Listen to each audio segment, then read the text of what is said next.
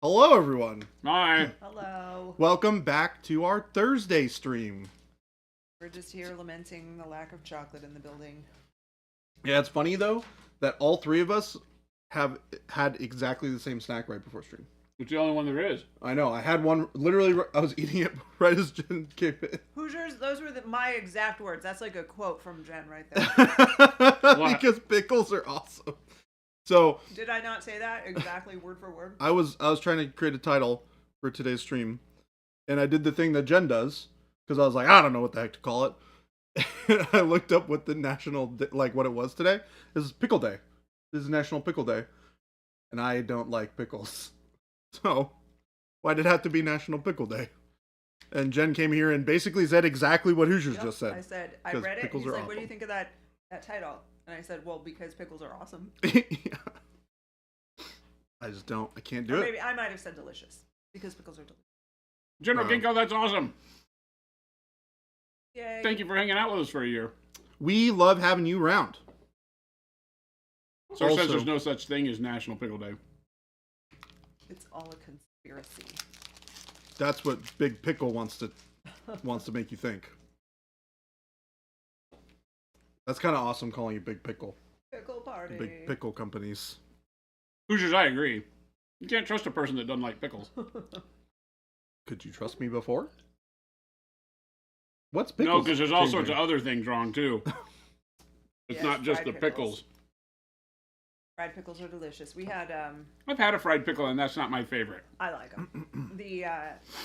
When we went out to Gamers Guild a couple weeks ago for that's right. a staff event, They have fried pickles. had food They there, do have and fried there's pickles. an attached restaurant, and one of their sides is fried pickles, and they were really good. Yeah. They needed some ranch, but I didn't want to be difficult, so I just ate them without. You know what I found really interesting about the sandwich that I ordered from them? It came with no sauce on it. Yeah. Yeah, it's like no mayo, no ranch, just What dry. was the sandwich? This is just fried chicken sandwich. They asked me, they said, hey, so that guy that's with you Uh-huh. seems to be a guy that doesn't like pickles. Uh-huh. And I said, yeah, he isn't. And they go, well, how can you trust such a man who doesn't enjoy pickles? And I said, you can't. And they said, should we then do his sandwich without sauce? Ah, so it was you. And I said, hey, you guys do you. This I'm not makes going to vote either way. So much sense. Because it might come back to haunt me later. But, feel free. Panic Bomb Feel said, free. doesn't like pickles, enjoys heresy, doesn't know George Carlin. I'm making a list. Trust me. Are you checking it twice? Because Trust you might me. have to check it 3 times. We've been listing around here for a long time with this cat. There is a long line of things that Baby J has not done in his life that Baby J should probably do. Oh my gosh, Big Bobzilla, that is service right there. That's amazing. Bob said, wife and I ordered an entree to split a few weeks back. The waiter brought 2 pickles out instead of 1 That's so because awesome. you can't fight over 1 pickle. You gotta have 2. Oh, that's awesome. You're 8-year-old and you split an order of fried pickles, like meaning I got 5, he ate the rest. I guess ranch is needed. Yeah, these were good. They had the batter had like some good spice on it, but they still just needed a little bit of something. I will say though, I was out there on like a Saturday with Gabe. We were there in the morning, and I really had a hankering for like a breakfast sandwich. And they have breakfast menu, but they don't have like a breakfast sandwich on it. Oh, that's weird. Yeah, well, I mean, They have a breakfast menu without a breakfast sandwich. correct. What? Okay. It's small. It's like, I mean, they have all the things that you would make a breakfast sandwich out of. Yeah. So you like. You'd think that they could do it. Yeah, I politely asked. I was like, "Hey, what's the chances that I could like get like a sandwich with egg in between it? Yeah. Like, can I just get like a sandwich?" And they were like, "I don't know. Let me ask the chef."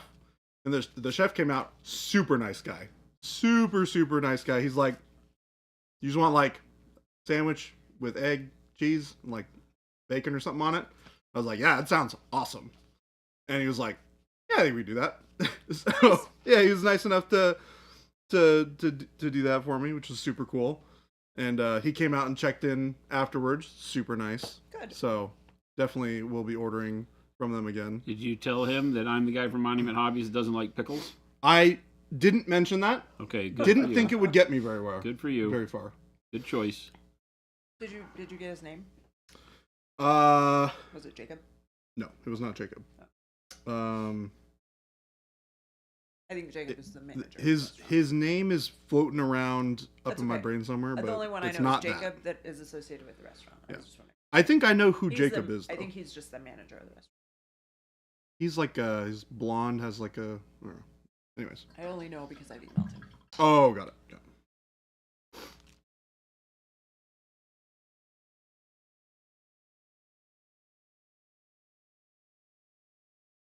Lone Wolf reporting for duty on an 8-hour road trip.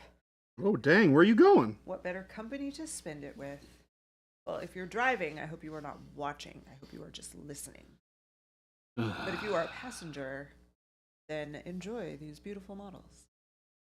I need you to watch and drive. What? Wait, Jason. Are we sure that passes muster with HR? I need him to watch and drive. I need commitment here. Oh, goodness. Ghost Hunter, hello from the gym. Hello from my chair. Hello from my chair. Hello from my chair. I'm thinking about going to the gym tonight. That sounds good. Hoosier said the mech looks amazing.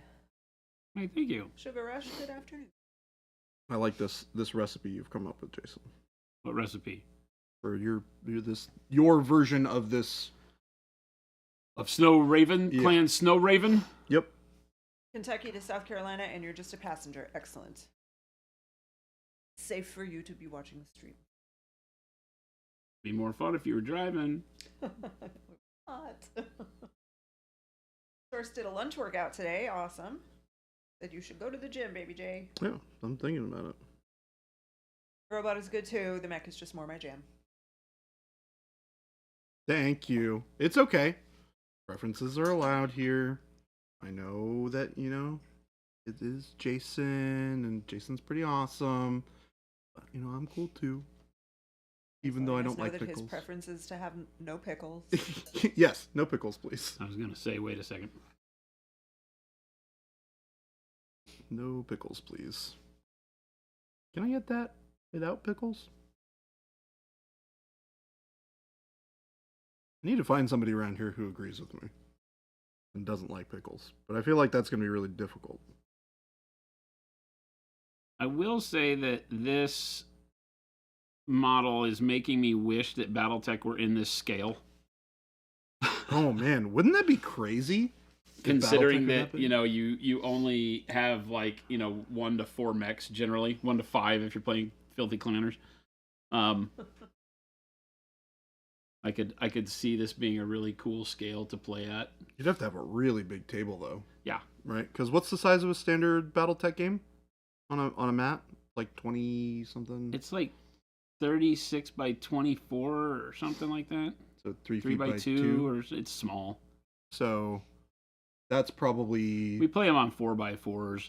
Hmm. On a 4x4, this would be a size that could happen. Because 4x4 for the small mechs means turns 1 and 2 you do nothing. Because there's no ranges that go that far.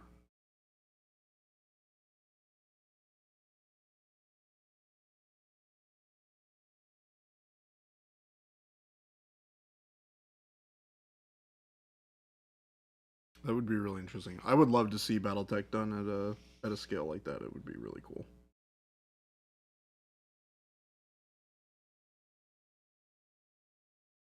Because the robot designs are actually, like, for the most part, pretty cool. They are not robots. I'm sorry, excuse me, mechs. They are mechs. You are correct. Even Jen knows these aren't robots.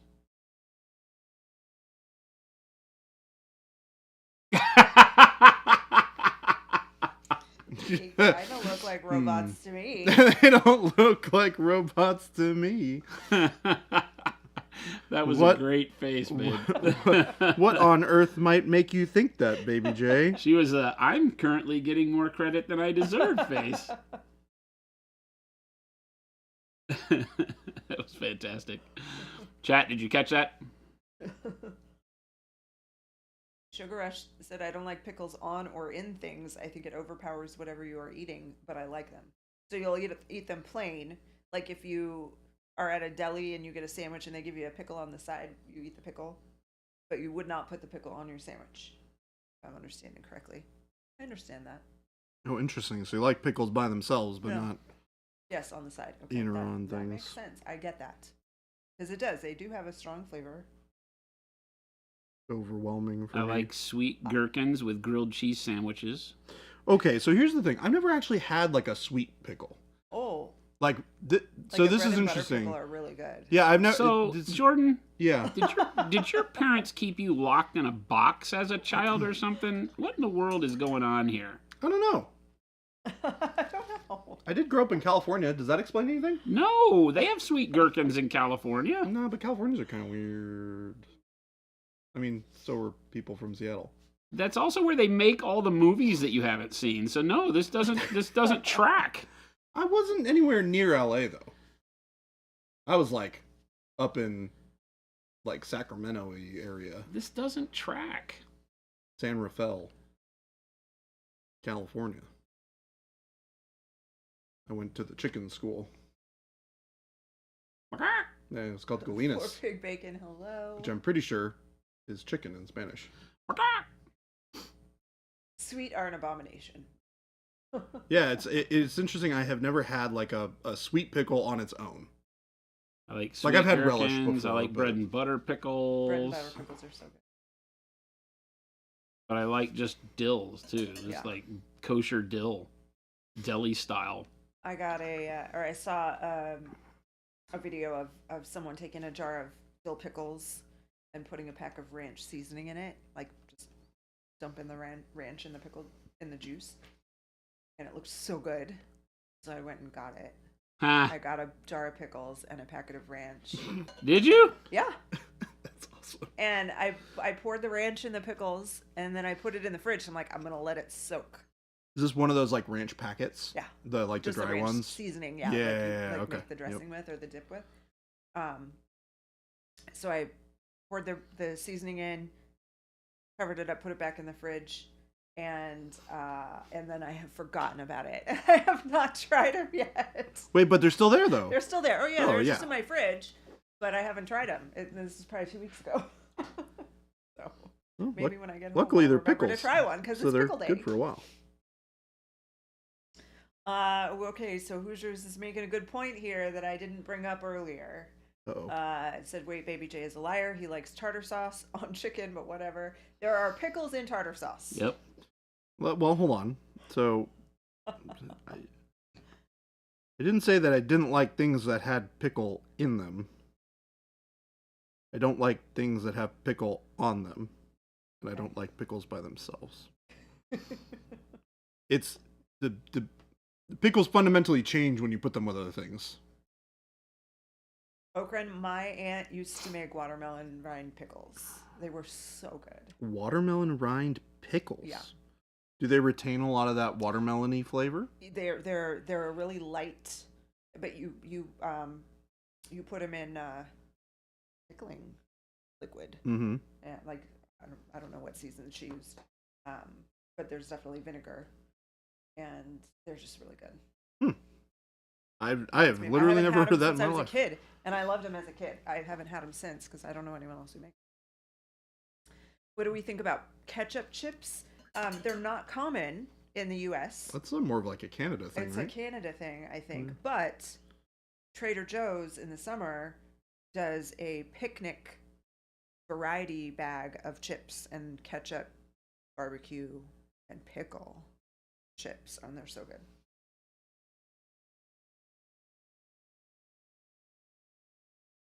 Keeping notes of other pickled things you must hate.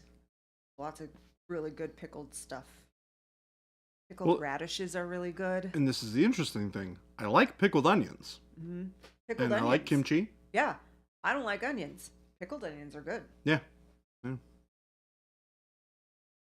I'm Make just a your weird own boy. Dill pickles, Hoosiers, so good. Yeah, my aunt used to make the watermelon ones, and she would make bread and butter pickles. So good. It's like me when I first started thinking about the fact that I didn't like barbecue sauce, Mm-hmm.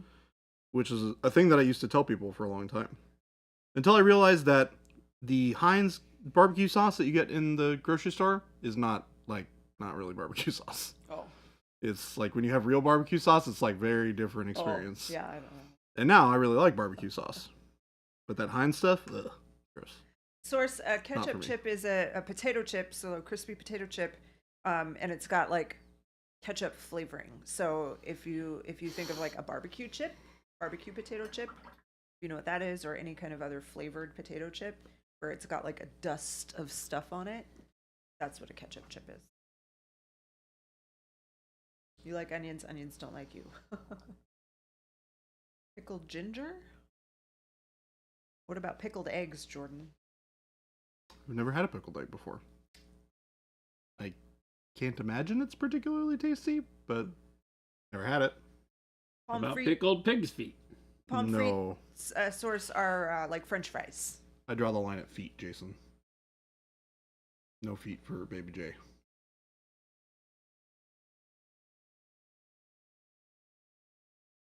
Barbecue sauce paint color. We've had people feel that some of our colors are barbecue sauce like. Was the one that Warm brown was warm brown, the one that Yeah. Lumberjack Tim would always. McRib brown or whatever. Warm brown? Really? Right, source. I know that that's where the confusion is that chips are not like American chips are not the same as chips in other places. So for us, the chips are like the thin, crispy potatoes. Crisps. Crisps, yeah. Pickled ginger comes with most sushi. You eat the pickled ginger, Jordan? I do like pickled ginger. A lot, actually. I usually don't eat a ton of it because it's like pretty strong. Like ginger by itself is a pretty strong flavor. But I do like the flavor of the pickled ginger. Did Jordan say no to feet? Jordan has no feet? No, you've seen his feet. No. I said no to consuming feet of any kind. Pan flesh looks like Utah's fry sauce. Like Utah, like the state of Utah has a fry sauce. Do That's they mix interesting. ketchup and mayonnaise? That's what I'm imagining. Is tan flesh I can see being like a ketchup and mayonnaise. Isn't that also like one of the most commonly like mixed things to make fancy sauces?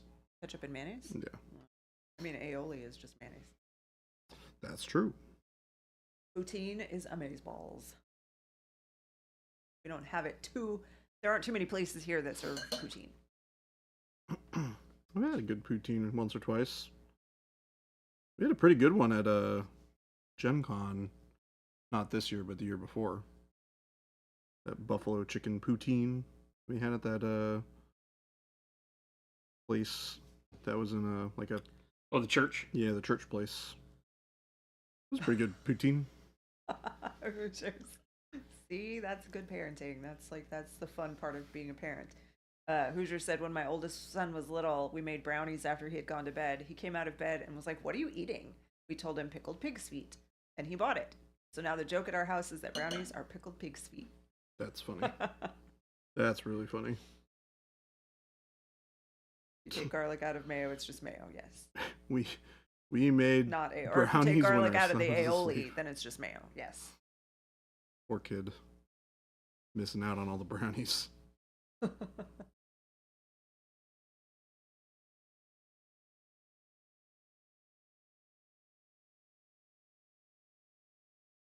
I love hearing stories about things that, like that, like we call brownies pickled pig's feet, and how people just have their whole life, they go with just like assuming that, okay, that right there, that chocolatey delicious thing that you're eating is it's called pickled pig's feet. And then that one obviously is extreme, but and then they just assume that that's true of the whole world, and they go to their friends and they're like, oh, you're eating pickled pig's feet, and They're the like, friends "Well, are like, what?" What are you talking about? This is a brownie. You won't like it, it's spicy. That's another good trick for parents. Ha! That's good. I wonder if my parents ever did that to me as a child.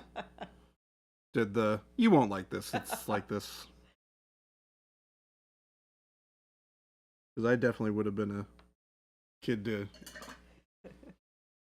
have taken advantage of that.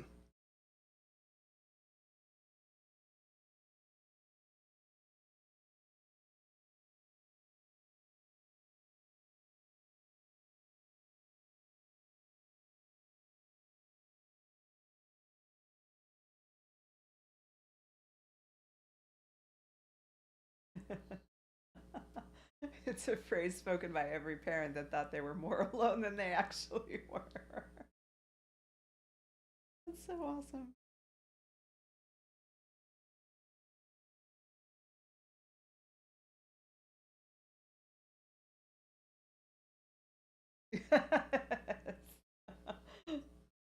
Number one parenting lie: turning the car light on above the back seats was illegal at night. You can't have the inside light on in the car when you're driving the car. It's against the law.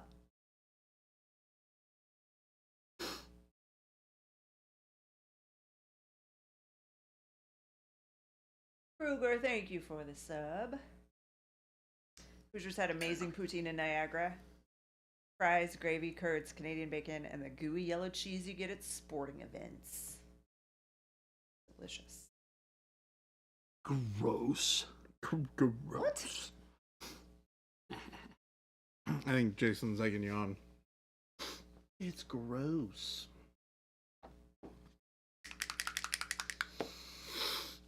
Oh, I know what I can do with this. I can mix a little bit of the skin tone in to highlight this color on the chest. Because the light would reflect off of the legs of the guy into the chest of the robot. Game delay said National Pickle Day. That leaves me in a dilemma. Would you say you're in a bit of a pickle? In a dilemma. Oh, a dilemma. Dilemma. That's good. That's actually pretty good. It's not. Your mileage may vary then. Ahoy, D Fresh.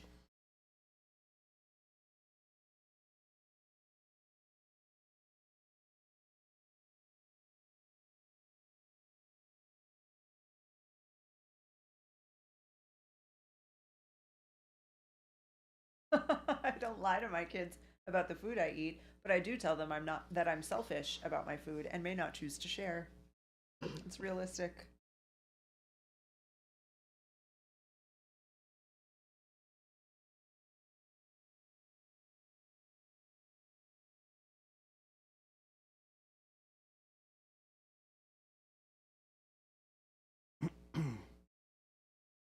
Doing your wish.com non-metallic metal on this guy. ×2. Version 2. Yeah, kind of. What color are you going to do the missiles in the thing? Pink. All right. All right. I'm not doing pink. Oh, okay. Derpstick said, watch the short about the chocolate chip camo. I have the caramel brown and warm brown. I don't have a light umber, but mixing warm brown and dark warm flesh seems to give a similar look. Yeah. Yeah. Cool. Yeah, we're good. Do I pretend that I meant that joke to be a pun on Dill and seem more clever than I am, or do I tell the truth that I never thought of that and maybe get some respect back from Jason? What's that? He said, "Do I pretend that Game Delay said, do I pretend that I meant that joke to be a pun on Dill and seem more clever than I am, or do I tell the truth that I never thought of it and maybe get some respect back from Jason?" Oh, you're too late for that. Wait, how do you type in Dill Emma and not he know wrote that? dilemma. It was someone else that Oh. said Dill Emma. Okay.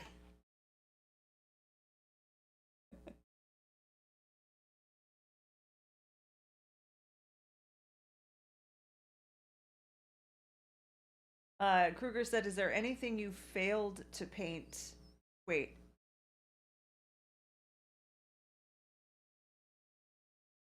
Kruger, I'm not sure if I understand.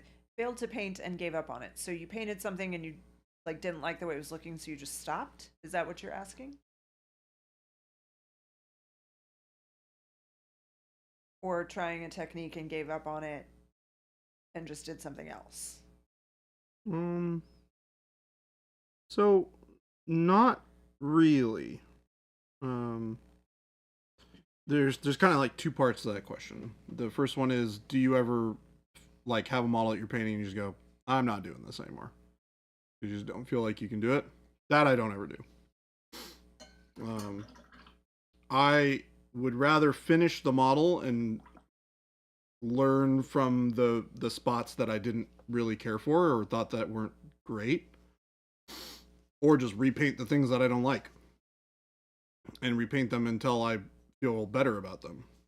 At some point, you get to the point where you're like, all right, I spent a lot of time on this model and it needs to kind of just be done. Which does happen. But it's usually at a state where the model is like reasonably close to being done by my eyes, which means that it's done for probably most people that would look at it. Even though there's some things where I'm like, I would go back and do this, or I'd go back and do that. But almost never do I ever just put a model down and go, yeah, I can't do that. Because there's so much to be learned, right? We all learn through trial and failure, right? If you mess it up, you know what not to do next time. And every time I mess something up, I learn what I did wrong, and I learn how to not have that happen in the future. Great. So like with painting, like the metallic on this guy, right? I repainted it this week on Monday because I was thinking about it over the weekend and I wasn't really happy with the results that I was getting. And I was kind of feeling a little bit of that the week prior as I was trying to get it to work with where it was at. And it took me basically kind of reestablishing the color palette on the silver to get it to a point where I was like, okay, I'm happy with this. Is it perfect? I don't think it's perfect, but I think that it is much closer to a place where I am feeling like it looks right. And then from there, when I have places of the model which I think look really, really good, like from this angle, I'm really happy with how this progression of highlighting that looks is really good. on this back shoulder, or not shoulder, but this back part of the back of the model. Duh, Jordan. But like this hip, I'm not as in love with, even though I think it is serviceable. I think there's some areas kind of up in this corner here in the hip that could be a little darker and have this shine kind of be a little bit more centralized towards this area. But that's kind of me being super duper nitpicky, right? But these are the places where you go, this is what I'm not happy with. This is why I feel like I'm making errors here. And then you go, okay, well, how do I fix it? Well, just like paint it different. And knowing how or knowing why you need to change it or why you feel like you need to change it is step number one. Because the why will inform the how. Tadpole Jackson, hello. Grimdark Ozark said, "Have you ever stripped minis to start over?" Only if it was a model that I purchased from somebody else. I don't think I've ever stripped one of my own models that I've owned. That I had like purchased and built and painted. What Tomato said Baby J only strips to make rent. Wad! You're supposed to keep that to yourself, Wad. Wad just called me a hooker. He said not to share What? that. He called you a stripper. Okay, sorry. Stripper. That's a difference. I guess that's technically true. That's amazing. His move is to reprime. It's his signature. Not a hooker, just a stripper. Baby J just strips to pay for college. Hey, gotta pay tuition. Nothing wrong with it. Shame. $20 is $20. $20 is not $20, Jason. $20 is not $20 at all. That math don't add. $20 is $20. $20 is $20. Oh my gosh.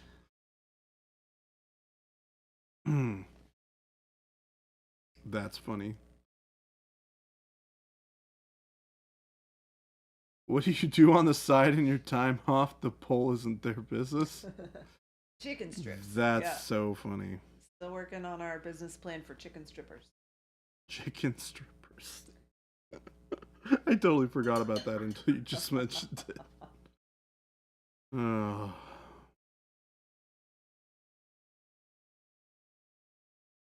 I am coming around on the whole tartar sauce thing, by the way. The longer I marinate with that, the more I'm like, what the heck was I ever thinking? About why you put tartar sauce on chicken? Yeah. Yeah. The more and more I think about it, the more and more I think ketchup is just the right answer. No! Which would make Jason happy.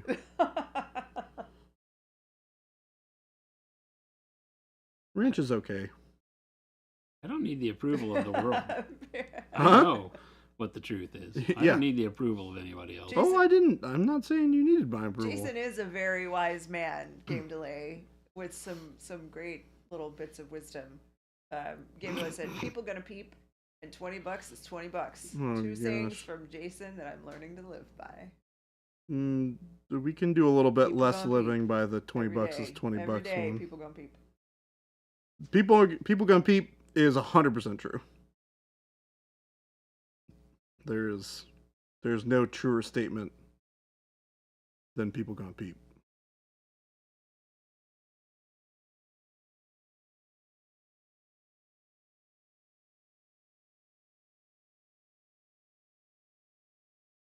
Baby J, I'd sub to an OnlyFans where you just throw minis in a paint stripper.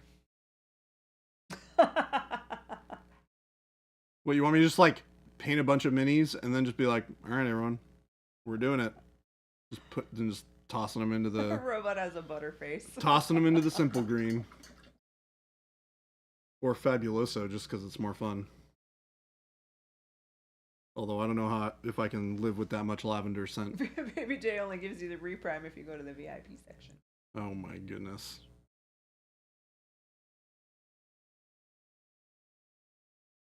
Robot has a wonderful personality. That robot has butterface. Oh gosh, you guys are in good form today. Jason, how do they get like this? What? Chat. I don't pay attention to you people. Jason's literally ignoring all of us and just painting. I don't. There's literally nothing good can come of listening to chat. I've been doing this 9 years. One Wad. takeaway. That is a big miss. I'm with you. Wad Tomato said I have pumpkin peeps, which they did not call peepkins. Fire that marketing team. Source said, which color is the most sensitive to a good undercoat, as in bite? Huh? Not sure I understand that question. Which of your colors is the most sensitive to a good undercoat, as in bite? Like, which is the best for an undercoat? Like, for a base coat?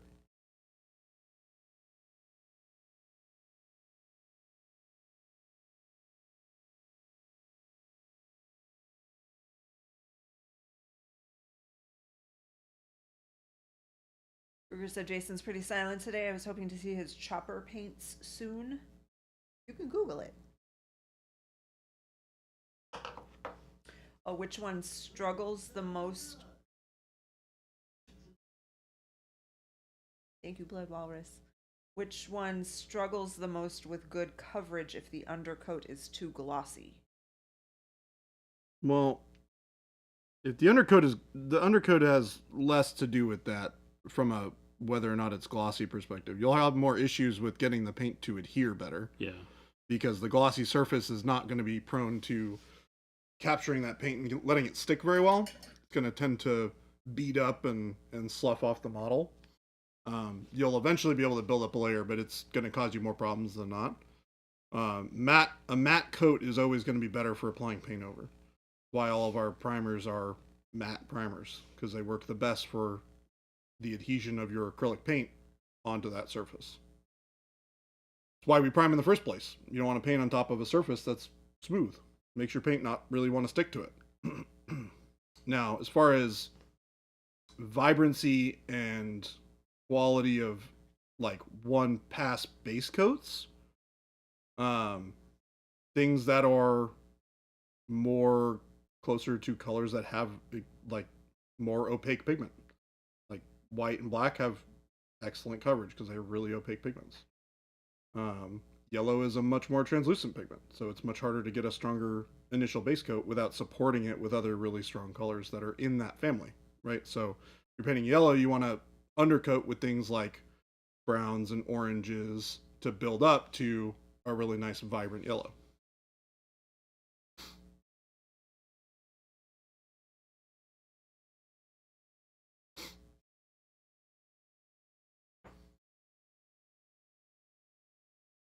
Did that answer the question?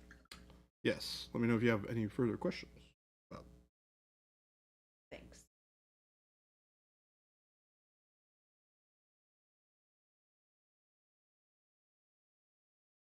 Papa Chicken said in middle school, my computer teacher was named Mr. Kin. He always said he'd name his first kid Pump and his second kid Chicken. Is it your dad? Was it you? What? You're Papa Chicken. Pork Pride for 93 months with the resub. What? Holy tomatoes. Or I should say holy pickles, because it's pickle day.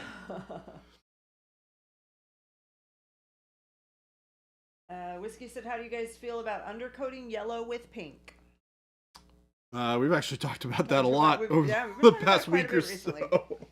I mean, I'll reiterate it again.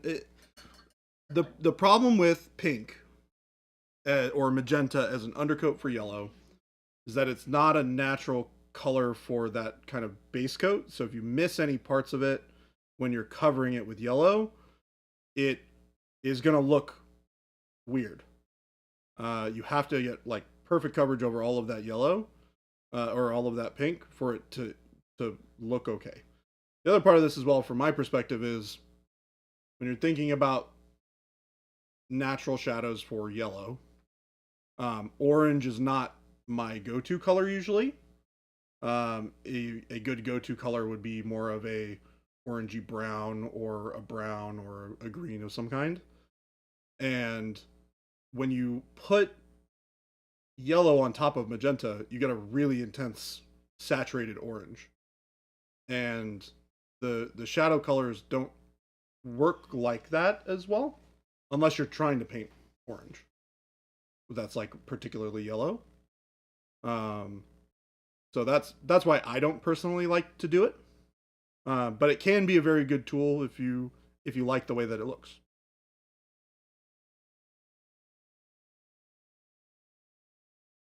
Ghost Hunter said Jason will paint just the tips of those missiles in the racks. Yeah. Kruger has a question for Jason. Is it good to just black wash the rockets and then start to paint with a lighter tone for the highlights? Yeah. Yeah, you can see that I'm getting paint all over them. I don't really care. I can either put black wash in the little hole spots and then build back up off of that if I need to darken them back down.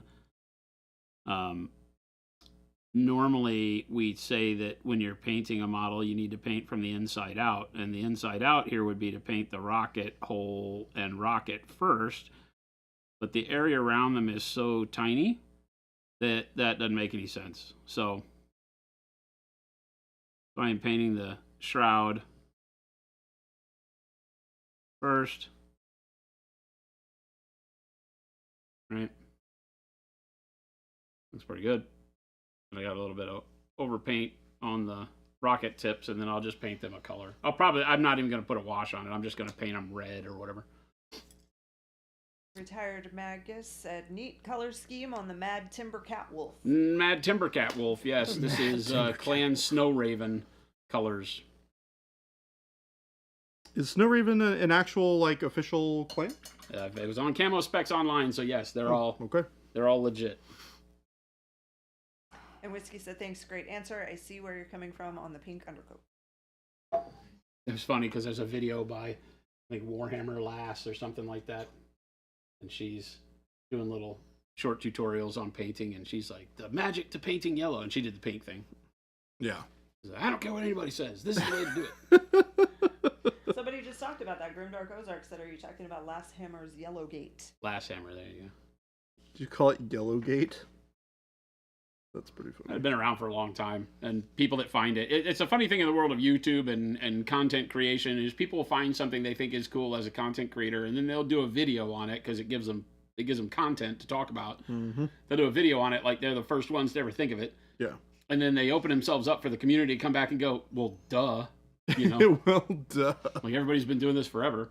The pink thing is cool. Like Jordan said, you're just getting an orange undertone for yellow, which makes your yellow richer looking. Pink is just a red. Magenta, pinks, they're just reds.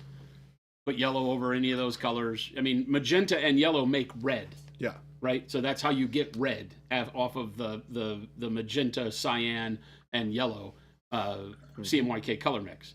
Yellow and magenta make red.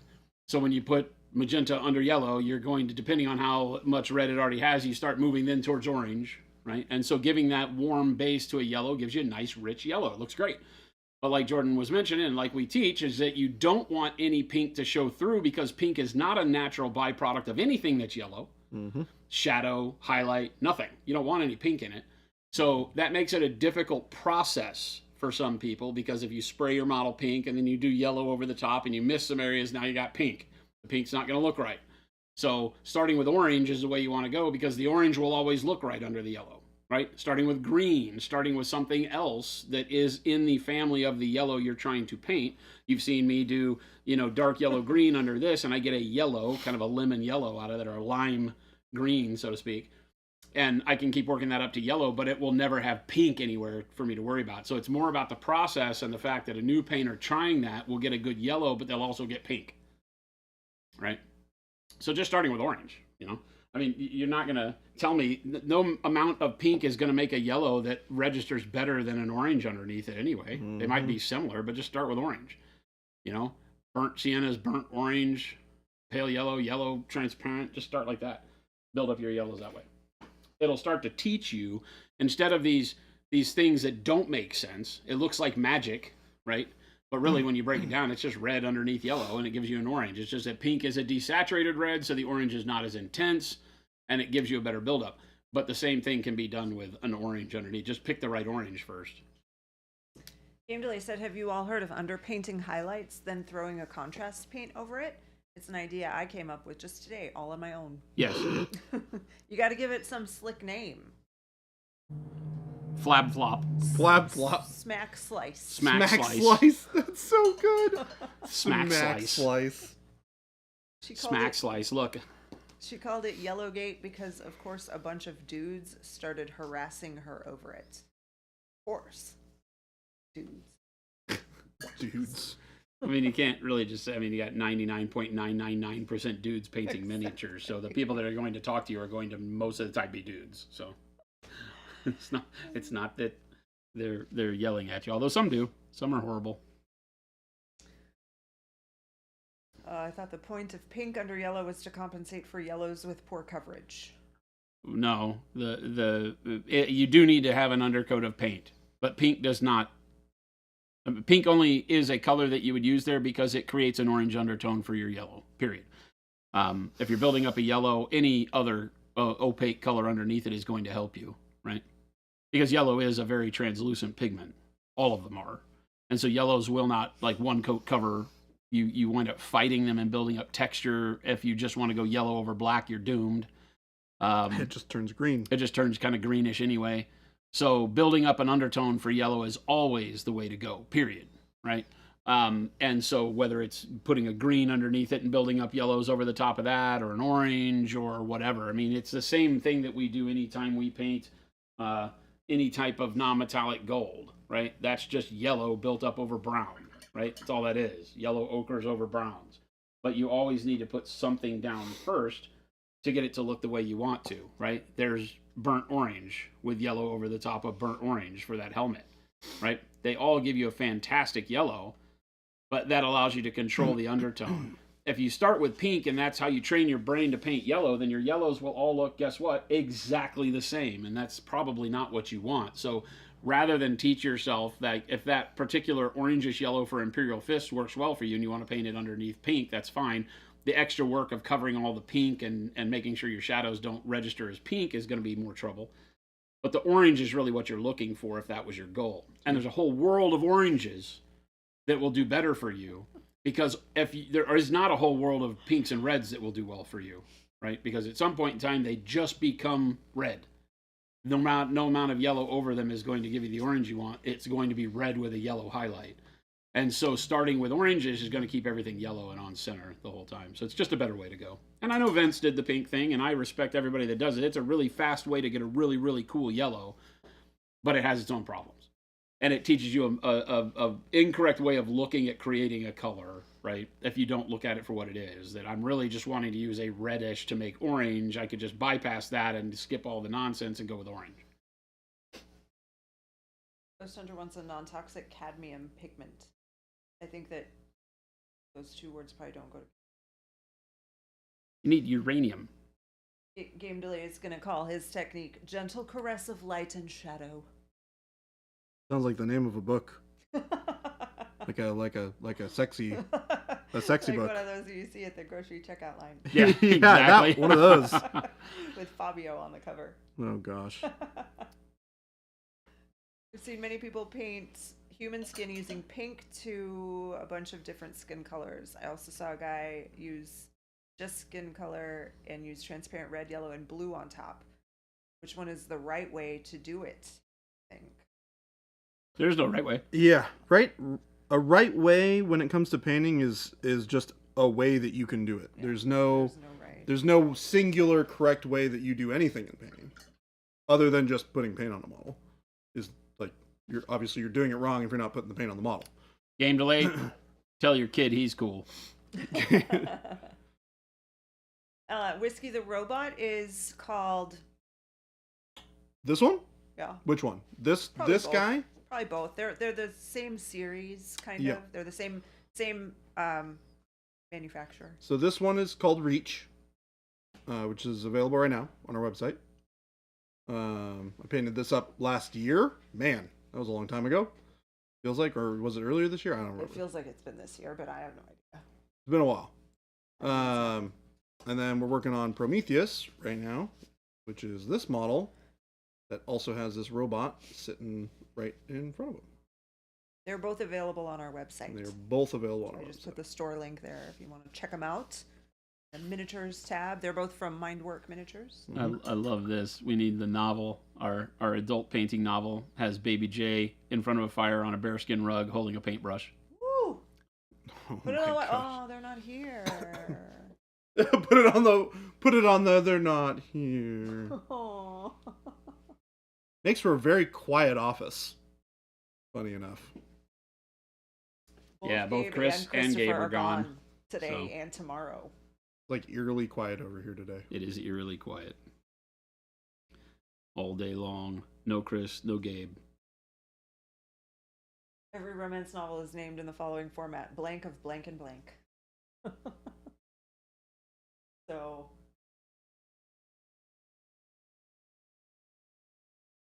okay, that works. Gentle Caress of Light and Shadow. That works. It fits the formula. Yep. Yep.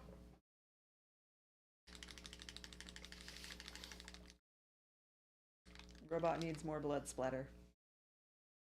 Gosh, that would be horrible, wouldn't it? Just have the robot just be covered in blood splatter. That's why he has the white eyes. It's like, if I do anything wrong, I'm next. Yeah. If they don't like my teaching, I'm doomed. They're both gone. That's why no one's airbrushing today. Yeah, I wouldn't dare. Excuse me. Wouldn't dare turn the airbrush on today because there's nobody to hear it. Whiskey should have looked at the rest of the webpage when you placed your order for the transparent set this morning. You should always look at the rest of the website. Also, enjoy the transparent set. You're gonna love it. But I will tell you this, Whiskey. If you bought it on our website and you placed an order today, it has not been fulfilled yet. So if you would like to add anything to it, we can do that for you. You can either, if you find something else you like, you can either just place another order and then send us an email and say, hey, could you ship these together? Or you can just not place the order, send us the email of what you want, and I can manually add it to your order and send you an email. We got cool technology over here. No, we just have cool people. Yeah, the technology is... The technology is a little rough. That's... Yeah, you know what? That's fair. Derp 6 said, so burn sienna undercoat before applying the yellow. Guess I'll do that when I need to paint the Colombian flag on one of my Space Marine shoulder pads. I mean, like, for example, this yellow is gold, I should say, is like 4 colors. It's yellow green, burnt orange, warm yellow, and pale yellow. That's like actually just it. So using the mixture of yellow, green, and burnt orange, which gives you like a warm brown. You could use a warm brown as the substitute, and then you just pile some burnt orange on top of that, and then you start incorporating some of the warm yellow. And then you start mixing that together with a little bit of pale yellow, and then use pale yellow, and you get nice yellow like this. So, burnt orange is great for that. Same with burnt sienna. Kruger said, I'm heading to bed. Thanks for streaming. Thank you for watching. And he said, I watch your YouTube videos a lot and learned a lot from you, but sometimes I get confused when you start talking about the chemicals in the paints and products.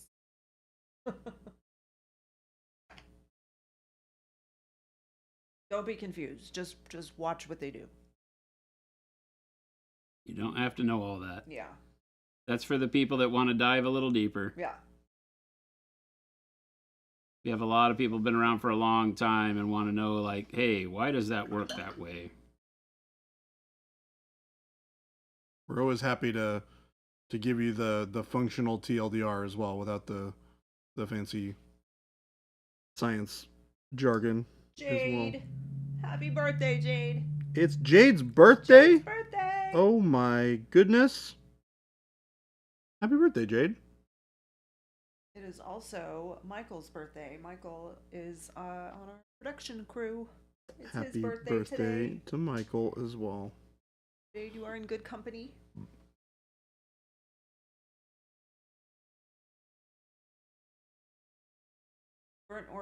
Is burnt orange a special? It's in the. It's not. Should be It's expansion not in the set base 1. set, Yeah? but it is in expansion set 1. Yep. Burnt orange. So it's not a signature color. It's just from the regular line. Your friend, Ghost Hunter's friend, keeps wanting to know the pigments used in our paints, like fancy artist paints.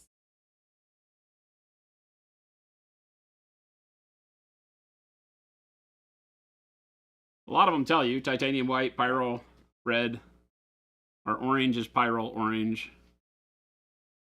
Tadpole Jackson, happy belated birthday to you. Hope Tuesday was a good day for you. But yeah, we don't tell what pigments we use in any of the hues, the mixed blended hues. because getting them to work in a suspension the way that our paint works is kind of a trick with the types of pigments that we use, and so we don't want to expose that to our lazy competitors.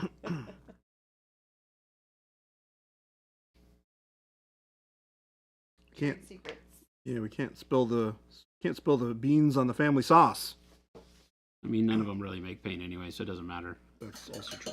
Their HMG isn't going to rob our formula, I don't think. They're just gonna be like, well, we just make it this way, so you should buy it this way. Is that an option, Game Delay? Game Delay asked if Jade ages. Ghost Hunter said no, she doesn't, but we celebrate the occasion anyway.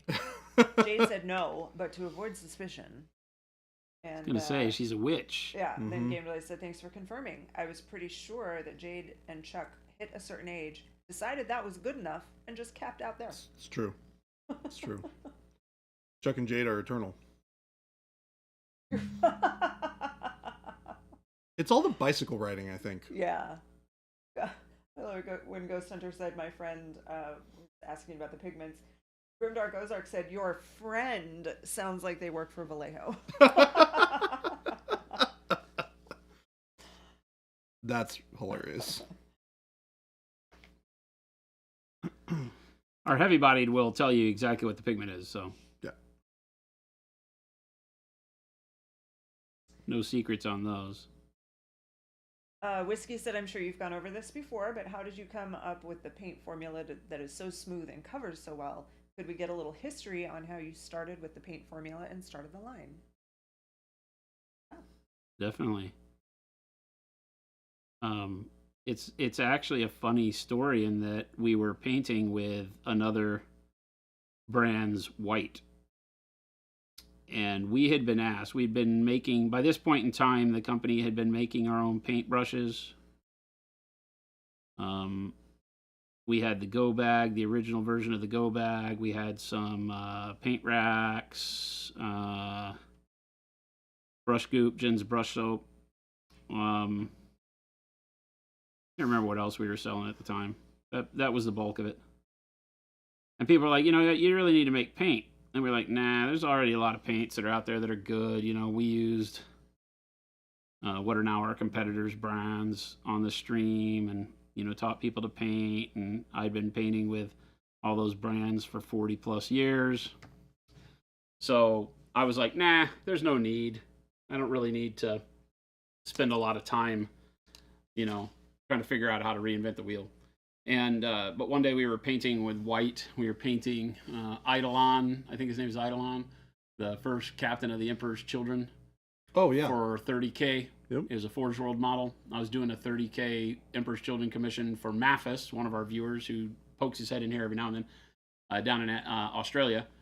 And he had wanted the colors to be exactly the way the studio had painted them, so he even bought a bunch of Citadel colors. So I was painting with like Citadel and Forge World, back when Forge World had airbrush paints. And I was painting them all. I was using a white, and I think the white was Vallejo airbrush white or something like that. Or I think it might have been the Citadel, and then that sucked, so we moved to the Vallejo, and that caused more problems. And I got so frustrated on stream, I was like, you know what? That's the one and only time I've stripped a model. Wow. Really? By the way, was that cloak. So we got some airbrush cleaner, stripped the white off the cloak, and I said, hold on to your butts, I'm going to show you how to make paint. And I grabbed some high-end artist acrylic and some mediums and witches brewed them together on stream just with off-the-shelf stuff and came up with a white that was spectacular. And so everybody in chat was like, oh my God, if you did that, we'd buy it. And so Jen and I started hand mixing with basically an amalgam of off-the-shelf products, our own liquid white, which is what turned into our titanium white. And, really with the idea of getting viscosity and all of the nature of the paint right for three-dimensional objects. And everybody loved it. We couldn't make enough. So we had to figure out, okay, well, in order to scale this up, we have to be able to do more colors, because to buy machinery to fill bottles is too expensive to just do one color on. Unless that color sells millions of bottles, which it was never going to do. It has now, but yeah. But back then we didn't think that was possible. So so we started looking into how do we get to where we can make more colors. And so that launched a journey where we talked to pigment suppliers and factories in Japan, Europe, and then eventually back here in North America. And we're able to get a lab partner who understood how to take even further raw materials. So we weren't using like off the shelf products from, whatever, Liquitex and, insert brand name here, and be able to create our own because, I wanted more control over what the paint did. And so we just started mad scientisting, and you got Prochrome. The goal was to turn artist paint into a liquid form, a very fine art paint in liquid form, as opposed to what everybody else does, which is take house paint and puts it in small bottles. Because that has its own variables of problems when you want to mix colors, and that was where my big issue always came from. So here we are, Prochrome, fine art paint in liquid form.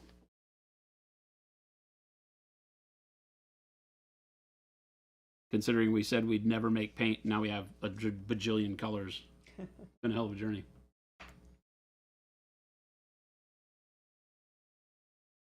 What a crazy turnaround.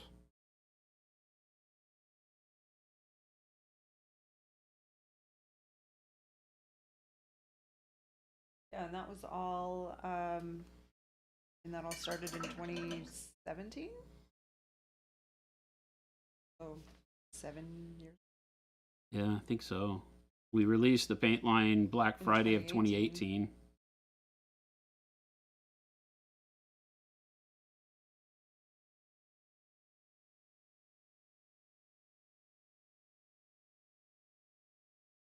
Though house paint in small bottles does make a little sense when you're painting small houses. Yes. Except now. The thing is like the way they mix pigment for house paint is to get you the specific color you need and to make it work exactly the way you want it, which at first thought process makes it seem like, oh, that's great. It's not great. You don't mix house paints. You don't buy a house paint red and house paint yellow to make a house paint orange. You just buy house paint orange because the pigments they mix together are solely purposed to get you the color you asked for. The color you asked for when you're painting houses is only that color, and that's all you use it for. When you're painting for art, you want that color to be the color it needs to be, as well as work well with all the other colors you have to make whatever color you want. That's what art paint does. And that's why it's so odd to me that we've only had a couple of other manufacturers in the history of the hobby that treat paint that way. Ghost Hunter said, I'm waiting for the Monument Hobbies war game so I can paint their models with their paints. Wouldn't that be great? I've already gotten to do it. So it's fun. And so is Baby J. Painting the Angra minis is like, yeah, like we've done this. It's great. Even our texture trainers, right? Yeah. Monument Hobbies models with Monument Hobbies paints. There's something we never thought was even like, oh, you got to be, nah, that'll never happen. Well, we did our paint party miniatures. Yep. Oh yeah. Yeah. The paint part. I always forget. How did that work, by the way? Was it just like a? So during COVID, we were really invested in the community, like we always have been. But during that time, when everybody was just down, and so we were like, hey, let's do something that really pumps everybody up. So we were like, hey, what can we do? Let's make our own miniatures. So talking with Lee from Mini Monster Mayhem, and we became fast friends, and I was like, hey, I've got some ideas for miniatures. Would you like to work on them with us? He was like, yeah. He had some sculpts that he had been working on that were really cool, and I was like, yeah, I could, let's start there and let's see what we can do. We made 2 models every quarter, the idea being 1 sci-fi, 1 fantasy that both fit into one theme. So that's what we did. And we released 8 models through the course of the year. We made them very affordable. I think they were like $27 to $30, $35 for like I think like the ones that had like the tree for Ephria. He was like $30 or something like that. Limited run. They were only available during the time period, the 3-month period that their quarter was happening, and then they're gone. And we've never sold them since. And then we painted them on stream. So I would paint both models on stream. The community would paint them with us, and each quarter there would be a drawn winner out of everybody who had ordered the models. We did a raffle and pulled a winner from everybody that done it, and one winner got a 3D printer, a bunch of resin, and a subscription to Mini Monster Mayhem and some other stuff. And paints. Paints, yeah, and some paints, yeah. That's and awesome. Prochrome paints. So Yeah, it was a lot of fun. We got a tremendous amount of community engagement with it. It was just a great way for us to just get people comfortable doing nothing in their homes except watching something that gave them a goal. So they could order a model, paint a model, learn how to paint. It was a lot of fun. Dwarf texture trainer win. I could see a dwarf just for the beard. Derp 6 said, I wonder, is it still a good idea to start with a light gray before applying a white as great as your titanium white? Sure. Mm-hmm. Yeah, that's the way we do it. White should be the you got to remember, last tiny little everything bit. that you look at has a shadow, a mid-tone, and a highlight at its just fundamental basics. So when you think about your first model that you may have ever painted, putting a base coat, then doing a wash, right? The base coat gives you a color. Bam, red. You put a wash, like a brown wash over it. Now you have a shade and your mid-tone, right? And then you might just dry brush, a brighter version of the red over it to give you your highlight. So even just that quick process gives you the three fundamentals. It gives you your shade, base, and highlight. And every color needs that. So even though you have a white that covers very, very well, you still need a shade and a highlight for it. So white is a hard one, right? It's one that we don't tell people to paint with white very often because you can't highlight white. Now, if you paint an area white, put a black wash over it, like you're doing stormtroopers, you spray them with white spray paint, you put a black wash over them and then highlight them back with white, that can look great. Yep. Because the wash makes the white turn into just a bright gray, right? And then you could highlight it back with white.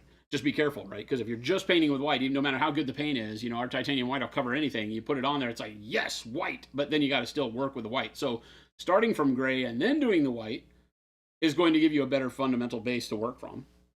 And even then, when we paint real white on models, I don't even know. Like the white helmet I have, there's a YouTube video on painting this white helmet, and it starts from I think dark warm gray and then warm gray, bright neutral gray, and then there's the only white that's on here on that helmet is the edge highlighting, believe it or not. There's Really? no white.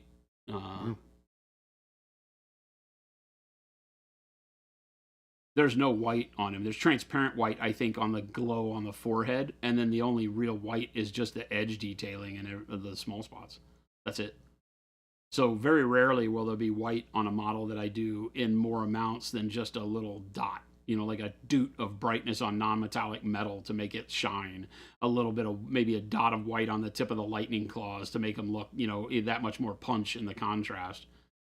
White can be used very sparingly because you'll see that the bright grays and the white transparent make the helmet look white. You don't need pure white paint very often. The eye will see white out of the brightest contrasts that move into that neutrality. So you don't really have to use it very often, which is counterintuitive.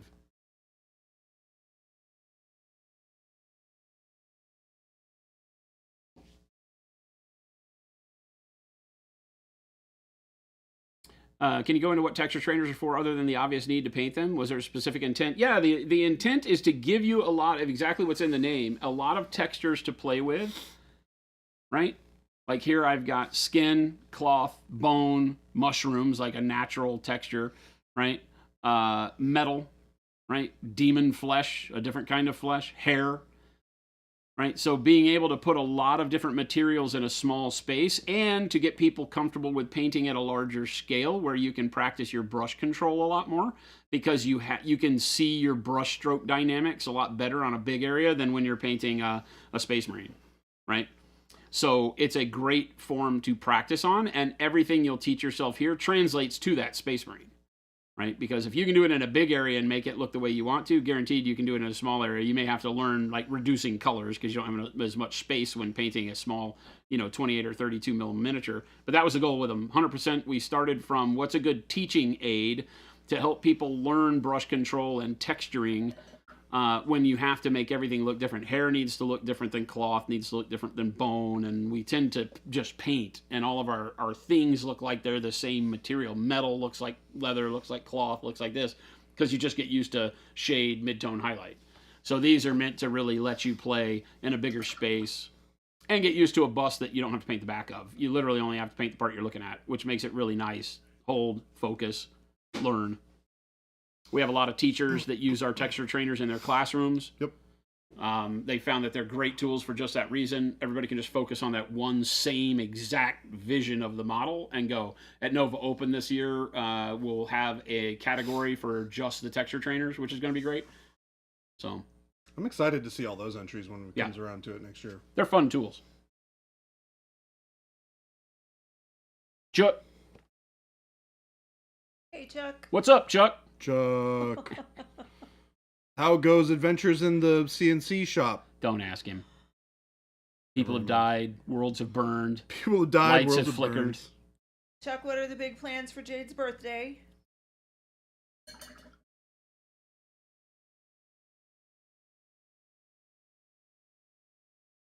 Blue, white, and bright ivory are your two go-tos for white. Yep.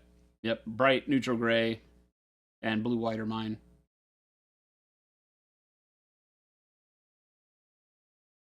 Oh, and bright pale yellow. That gives me a neutral, warm, and a cool highlight that all feel like white, right? The neutral being the bright neutral gray, the cool being the white blue, and the warm being the bright pale yellow. That'll take care of everything you paint.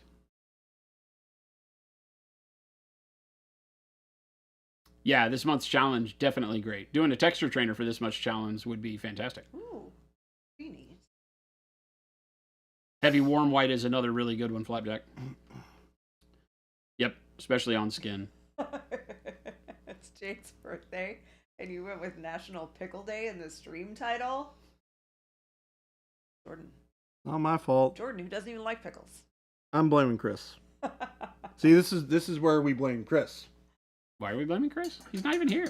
That's the whole point. Oh, geez, Chuck.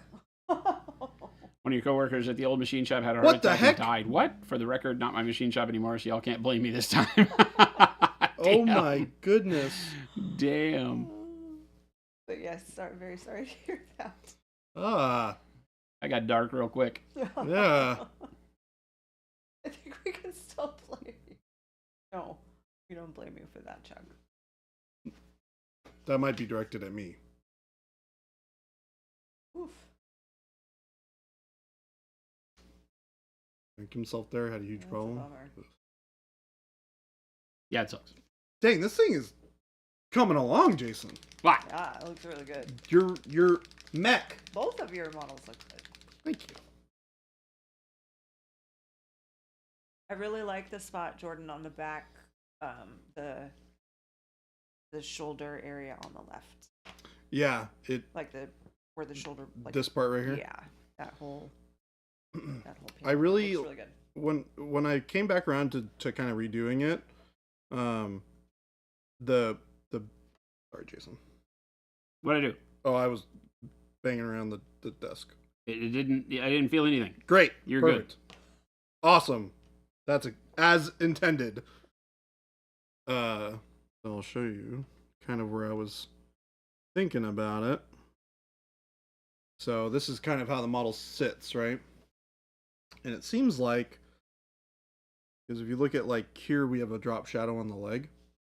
And if you kind of rotate the model to where that drop shadow aligns with the way the model is, like where the arm is, your light is coming from this direction. So this is why you have the light over here and on the shoulder. And as you kind of follow it down, you capture this side of the head, this shoulder. This side is still bright, but it's not as bright as this side of the shoulder. So I followed that down all the way down to the hip.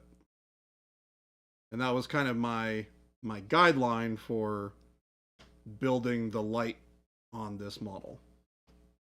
Which is why I focused on getting that shoulder really bright. But it is definitely my favorite part of the model as well. Does it get dark here, or is it just daylight saving time? It's definitely just daylight saving. Well, It's so crazy that it gets dark here now at like 6 o'clock. Yeah. I was driving It over feels Old World and it was so- like 5 o'clock. It makes me feel so tired. It was cold. Yeah. When you wake up in the morning and it's cold and dark. Dark, and it was so hard Yeah. to get out of bed. I finally turned the AC off, just to have no need for it anymore, Yeah. because the weather's balanced out to pretty much where I keep it all the I time. haven't actually switched ours to off, but it's set at like 78, and it's obviously much cooler. Yeah. Oh, you guys keep yours at 78? Wow. I do not do that. Oh, I probably should start though. what? Anybody got time to spend for that I might at like electricity? 72. Oh, jeez. Yeah. Our house is, I think, perfectly fine. We turn it down. I would turn it down to 75 at night when we sleep. Oh, interesting. Yeah. Okay. I've never thought about doing that 78 before. the rest of the day. Huh. Yeah. I definitely like turn it way up when I travel. Yeah, no need for it to be. Right. Yeah, it's interesting. Also got the filter swapped out, so hopefully that'll improve my energy usage. Everybody keeps telling me that that's the case. It'll also keep you alive longer, by the way.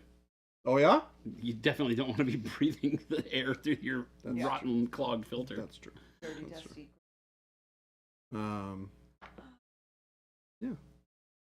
I'm so used to not having an AC unit. It's very weird. Still. Derpstick said, for example, Space Marine lenses, paint them with a light gray, and then put a thin line of white near the front of the lens to prepare for a fluorescent paint. I like to kind of approach them from a different way, Derpstick. I like to paint the whole lens white, and then I'll flood the area with like a thin wash almost of the color, the like glow color that I want. And the nice thing about that is it'll pool into the recesses and give you that kind of like illumination in the crevices. And it'll keep the lens part brighter and more saturated because it's not going to stain or cover the lens as much. And then you go back in and you brighten it up with the fluorescent, and then you hit it with a dot of white at the end to really give it that like intense glow. Now, that is a much brighter version of a lens. You can do them in many different ways where you can darken them up and have them look almost kind of like gems, where you have them be a lot darker and you have a really bright, like reflective light on it. A lot of different ways that you can do that. And like we were talking about earlier, there's not really a bad way to do it or a wrong way to do it.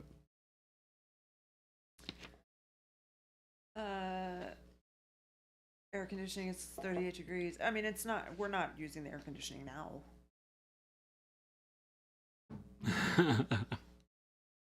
Whiskey's got another question. Would you mind going over your acrylic primers? I've been struggling trying to use the Vallejo polyurethane primers through my Iwata HPCS with a 0.3 or 0.35 needle. Do yours behave any differently? Much differently, Whiskey. Ours are still an acrylic polyurethane, but our amount of polyurethane and the type of polyurethane is very different from other primers. Because number one, we want an ultra matte finish, so you'll get ultra matte and not that kind of semi-satin that the other brands give you. So it's an ultra matte finish. It's a little more brittle until you lock it in with paint, right? So our primer is formulated to be a great. It gets good adhesion, but if you rub on it, it'll come off a little bit because it's meant to lock in with the next layer of paint over it. And then once you do, solid as anything. But the reason we did it that way is so that you don't run into the problem that you're seeing. Because the biggest problem with primers for us in the miniature world, if you're not using rattle cans, which we now have the rattle can primer for those of you that just want to blast an army, maybe you're not going to paint it, you just need a very sturdy primer coat that you're going to handle for a while, maybe test play the army, whatever. Then you use the rattle can. When you're airbrushing, you need a primer that doesn't clog your airbrush and doesn't let you prime for as long as you want to. And that's where ours really comes in. It's easy to clean up. So you can clean it out of the airbrush without any problem, and it sprays like a dream. You don't thin it. You don't do anything. Just put it in your airbrush. We spray with a 0.3 needle, and have sprayed accidentally through the 0.2 needle that we have. Piccolo Picasso, hello. So what new products are you currently working on? Right now we've got coming the matte varnish, should be a couple weeks away. Airbrush matte varnish. Yeah, the airbrush matte varnish is a couple weeks away.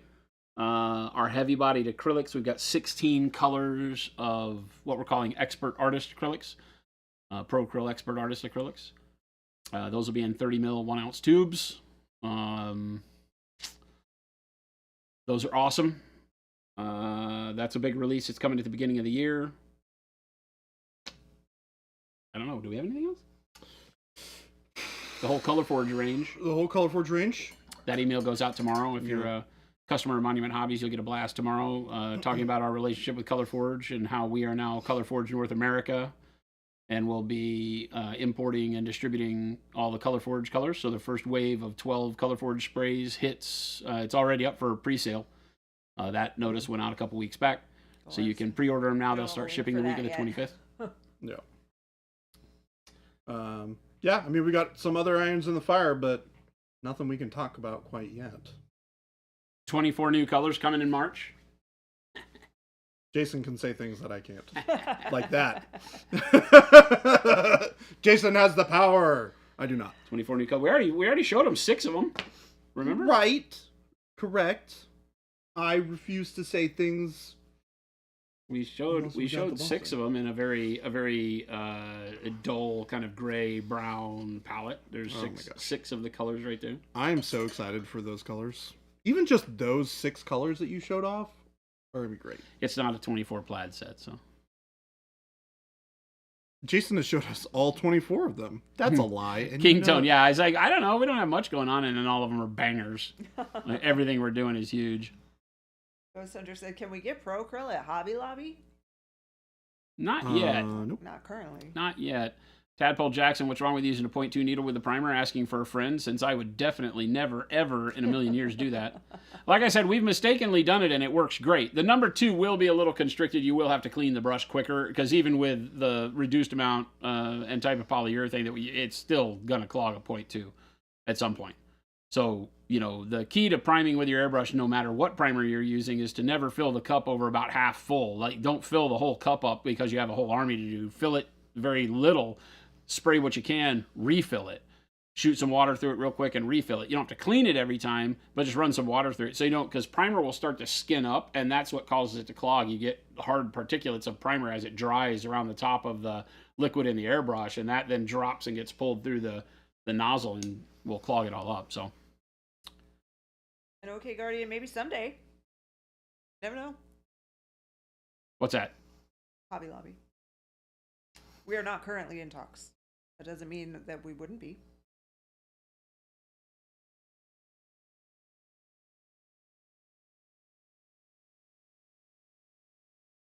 Yeah, I showed all the new colors before. I can go grab them if you're nice. The Will new the colors, new colors be released as a single expansion or split up? So the heavy bodies will be a set, and then the others are going to be 2 sets. Is that what he meant? I don't know. We'll wait for him to confirm. Jason is the one who can confirm or deny all that. Unrelated to anything, I just went and replaced the filter in our central air unit. Yep. Good. You should be doing it monthly, probably, game delay where you are. I had not been. Although it is nice, I found out that they'll replace it for free. Yeah. I just make a work order and they'll... At an apartment, they usually will. Yeah, that's great. Because they don't want to have to keep fixing the air conditioners. Yeah. Because the AC units will just burn right out if they can't. The guy who came over to help me with that was super nice. Good. It was really, really cool. When you you said 2 sets, did you mean the heavy bodies 1 set and the others another set? Or no, the 24 colors will be in 2 sets of 12. Yeah. The heavy bodies will be in 1 set of 16. It'll probably be somewhere around $80 for a set of 16 colors, and then individuals only. We're not doing lots of sets of the heavy bodies, right?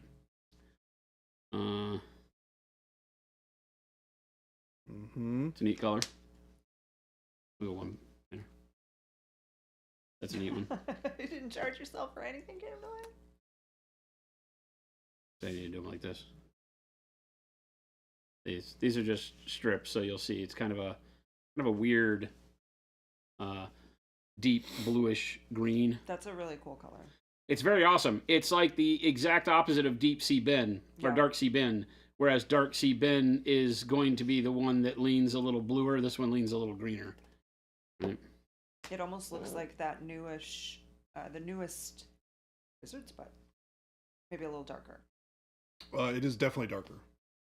So, That's a metallic. Ooh, cool. That's metallic medium silver.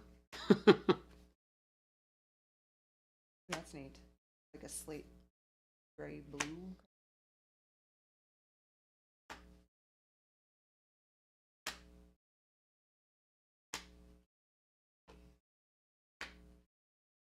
These are regular.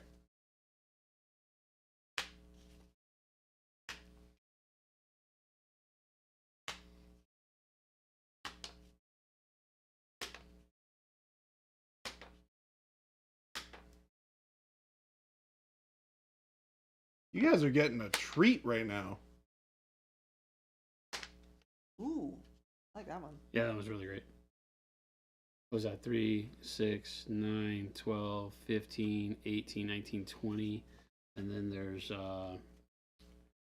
then there's basically 4 washes. There's what we're calling like a concrete wash,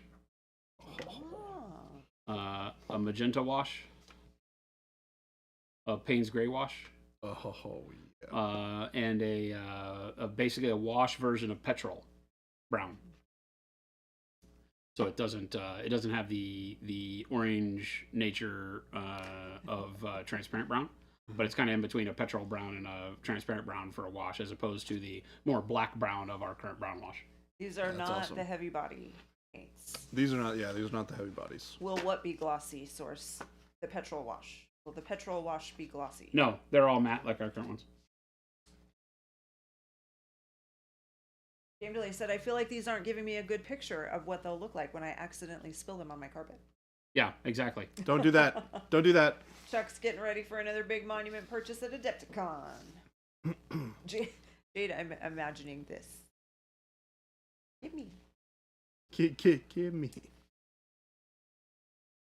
The one on the right after the orange looks like a great skin tone. Panic bomb. What did I miss? Well, shouldn't go poop. Should have held your Shouldn't poop go just a poop. little longer. Oh, Clenched your butt cheeks just a little longer. Oh, yes, send me an invoice.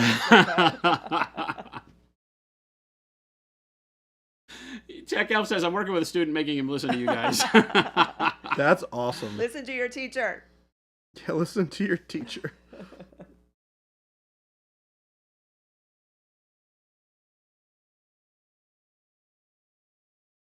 Panic Bomb was priming mechs. Likely story. Those were not the sprays. No, those were. They're going to be regular paints. Regular paints. Yep. That teaches you to run away and prime stuff while Jason's talking. That's right. Plan for the Adepticon line now. Bring snacks.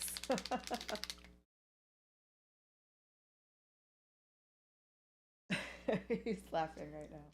Well, that's good. The study session more enjoyable. It's like, my teacher's cool. He watches nerds on the internet. Your student should paint some models. What do all the new colors taste like? Probably donkey butt. Heaven. Oh, wait. Whoa, Jason. Sorry. Do we need to talk about this again? We Sorry. don't know. We don't eat the paint around here. We don't eat the paint around here. We don't condone recognize- eating the We paint around here. recognize a either. trap when we see it. Except for Jason, he just jumps in head first. Destroys the trap.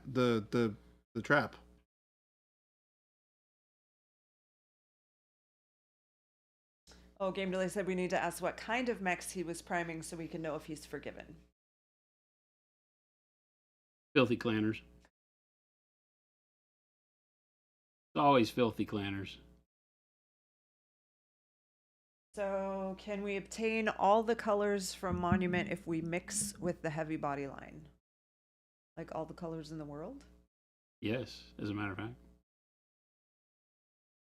Because 3 of the principal ones will be a process cyan, a process yellow, and a process magenta.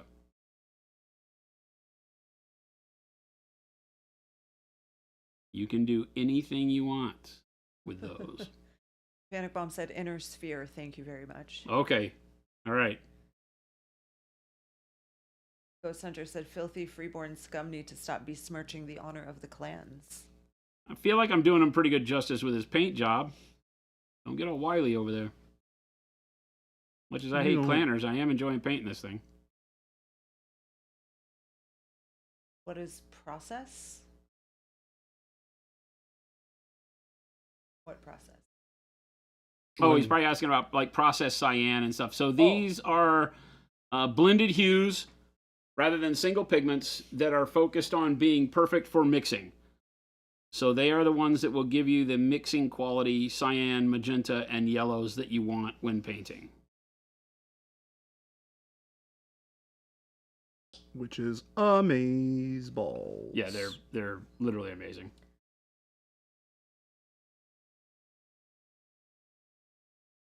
Turns out, if you ever wanted to make any color in the world, you can with this set. I mean, you guys remember I painted all of her skin with cyan, magenta, and yellow. Mm-hmm. White and black. with the heavy body. With the heavy body. Yeah. Yep. Yeah, the heavy body. All of her flesh was done with the heavy bodied with the process paints: cyan, magenta, yellow, black, and white. All the skin. Then I took the other colors and we started using the other colors to do other stuff like the gold, the bandana, the skin on the. But for all of her flesh, we did it with the 4-color process stuff. Nick Pie, there is, yes, a 6-bottle gap between the last Signature Series and Nova Orange. Let the theories begin. These 12 are not part of that. Or the 24, I mean.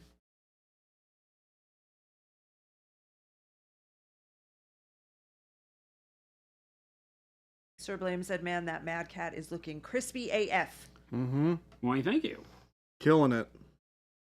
We're into white-blue highlights over the top of our turquoise highlights right now. Yo.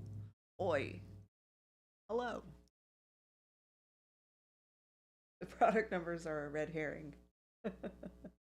Will there ever be a heavy body wizard's butt? Yes. That's going to be a totally different thing, though. Muse said, the mech is beautiful, Jason. I will say stunning. Would you weather the model at all at this point? If so, how? Yeah, I mean, my intent is to do some scratches and dings on it. I won't do that until the very end. The way that I typically do, general weathering is maybe different than some people in that I won't, I'll paint the mech, in this case, as if it were pretty much showroom floor quality, and then we'll go back and weather it. Give me a better level of realism on stuff. Are you thinking about using any noosh on that at all? No, no. Just doing it all by hand? Yeah. Nice. I'm just going to do some chipping, light chipping. I guess we could use some noosh around the feet once I get the base colors figured out. That would be a good thing. I'm definitely excited for one of our next projects that we have planned for stream, which we're going to be using a lot of noosh on. That'll be fun. Got the first 3 models off the printer today. Did you really? Yeah. Oh, I'll have to come and take a look at them when we're done. I gotta find some bases somewhere. King Tone said, what do the heavy body acrylics offer as an option as a paint? I'm sorry, can you repeat that? What do the heavy body acrylics offer as an option as a paint? As an option, you mean like why would you want them? Yeah, I think that's what I'm inferring. Is what I'm hearing? Yeah. So the thing with the heavy bodied acrylics is that they are all, well, they're as close to single pigment as you're going to get. The bulk of them are single pigment. We have a couple of process hues, like I said, that are built specifically in the art world that way to act as mixing bases. So other than that, they're all way more pigment than you can imagine being in a paint. They're still matte finish, which most artist acrylics are not. So we've been able to get very, very good consistency and coverage and matte them down out of the tube, which is nice. So they fit our world better. They are less opaque in general. There are some pigments that are more opaque. We'll have an opacity level listed on the tube for each one. And then we'll have a chart on the website that shows you what that means. But they're meant to be great ways to do all of what I would call your middle and late game work, so that you would use opaque hobby paints, spray primers, Procryl, all of that for your early base layers to get the opacity, the vibrancy you want. And then if you like to work in glazes, if you like to work in filters where you don't look to do opaque layers all the time, then heavy bodied acrylics are really where you want to live. They just do it miraculously because the pigments themselves start not having to be opaque, and they give you vibrancy that you've never experienced before. Because hobby paints, even our paints sometimes, have got to have a lot of opacifier in them, which could be whites, blacks, certain browns and blues that make the paint opaque on that first or second coat. The heavy bodies don't have that. They're literally one color. It's going to be, purple, and you're going to put that purple on there and be like, rah. Like if you've used our transparent paints, technically our transparent paints are very nice high-end artist acrylics that are just diluted, right? Because they're all single pigment. That's why they're so vibrant. That's why they have ridiculous amounts of color. That's what the heavy-bodied artist paints are.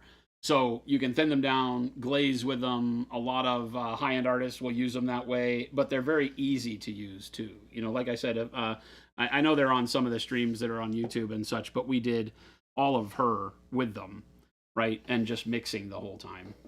And that allows you to, have the freedom to adjust coloring as you want. Glazing the magenta over the skin to get the little reddishness on the nose, glazing green under the neck for a shadow color. They just work in like one pass, as opposed to with hobby paints that are already diluted and are trying to be opaque in the first place. To break through their opacity to get them to work as filters is a lot more of a struggle, and you have people that will glaze 15 layers to get where they want. Where if they were using a heavy-bodied acrylic, you could get there in one or two. Legit, like no joke. They're that, because they have that much pigment in them, still maintain all their color even when you dilute them way down. So that's how we did everything on here, including the bone and all of that. So just another tool.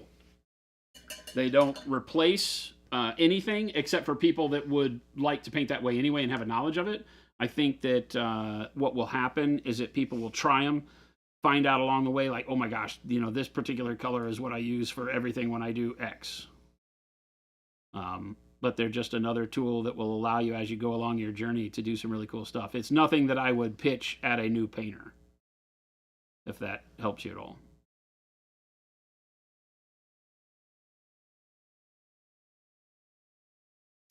You need to get good with your brush control and your ability to thin properly before you really invest in them.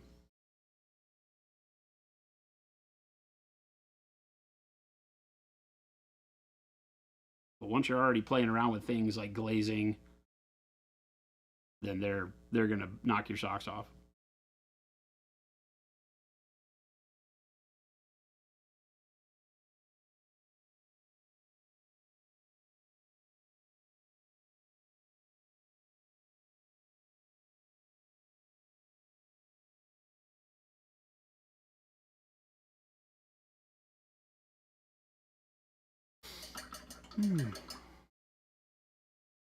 Pretty happy with how the front of this guy's coming along.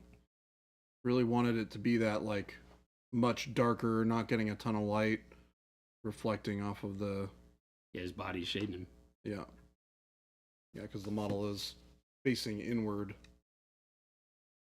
It should be a lot less bright.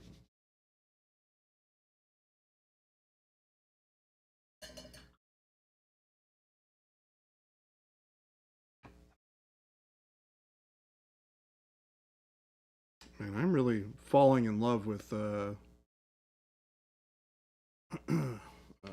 have I been using? Dark gray blue. Oh, it's so good. I've been using that a ton lately.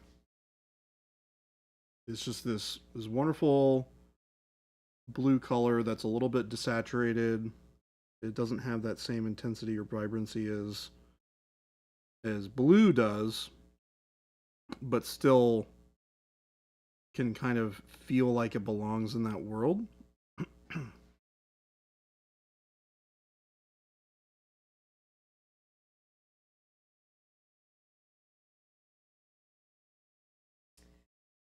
Whiskey said, how would you compare a glaze made with the heavy body paints versus using transparent paint? to glaze? It would be very, very, very similar. If you're good with the transparents, like if you use them a lot, then yeah, you'll notice similarities there. Because like I said, the transparents are literally just low viscosity, heavy body paints. I mean, that defeats the purpose of the term heavy body if you get if you know what I'm talking about. But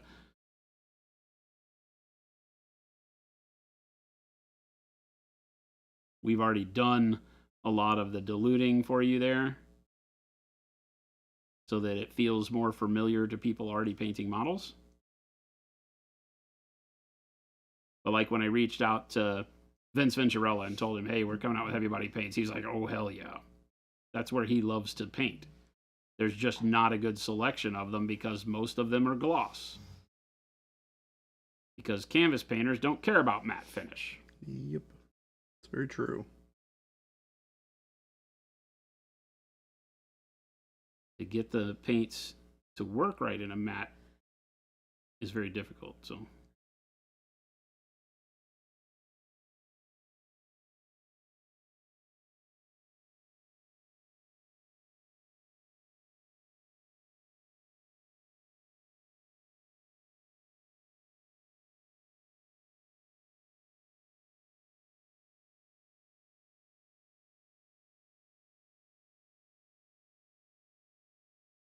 Mara Aznable.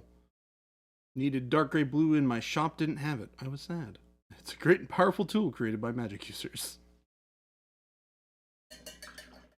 Another question. Is the transparent red a different tone than pyro red? yes. Yeah. Yeah, different pigment. The transparent red, when you thin it out, tends to lean a little bit more magenta-y. Yeah. Yeah, it's a cooler red. Yeah. So, which is cool because you can use them for different things and you can mix them together and you get a different result than either one of them separately.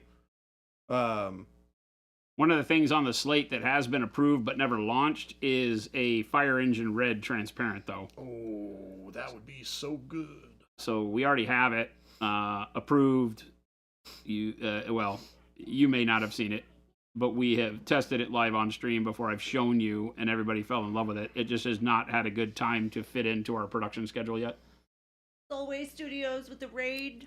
Welcome, Soulway Raiders. Studios. What's going on? What's Thank you, going Soulway. on? How's everyone doing today? It's a mighty fine Thursday, full of pickles and pickle juice, apparently. That's what they say, at least. That's what you said. That's what the internet told me. And you know what they say about the internet? It's never wrong, never lies. Yep. That's exactly it. Jason got it in one. Napthal red. Coming in the heavy bodies.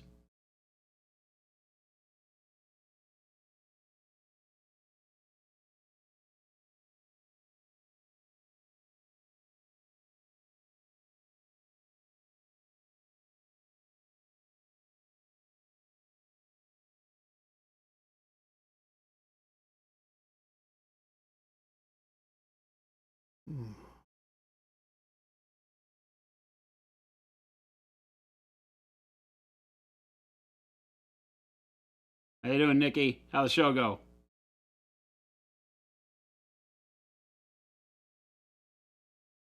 Get your studio any more set up? Last time I jumped on the show, you were getting things lined out better. Got his own basement painting spot, which is really bitchin'. Has he moved yet? Yeah, he's here. Nice. Well, not here, but Well, yeah.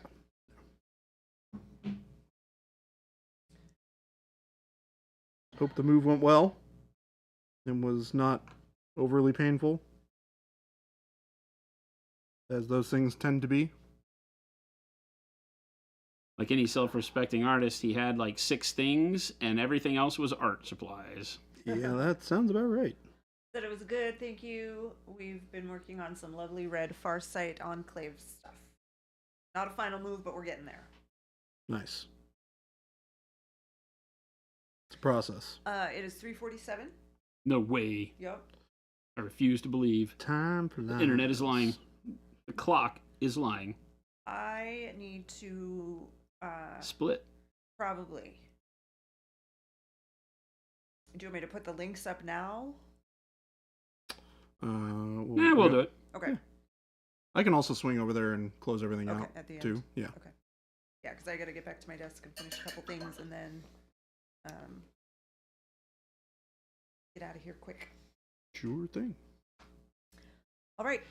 Bye, everyone. I will see you all tomorrow. Bye, These two are Jen. going to take over from here with the links and stuff at the end. And yeah, see you later.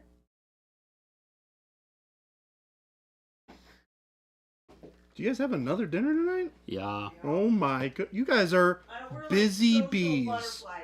What the heck is going on? Did you enjoy your time without stuff yesterday? Oh my God, yes. Yes. I was so Good. happy to not have to Good. do anything. I Last also night. did one of those last night. I'm a little beat after this week. There were, our Monday and our Tuesday were built around showing back up at the house at 9:00, having to make the dog happy because we haven't been there, and then going to bed. By the time it's like, and I don't do well that way. I need my cool down time, Yeah. and I didn't get my cool down time at all those days. So Yeesh.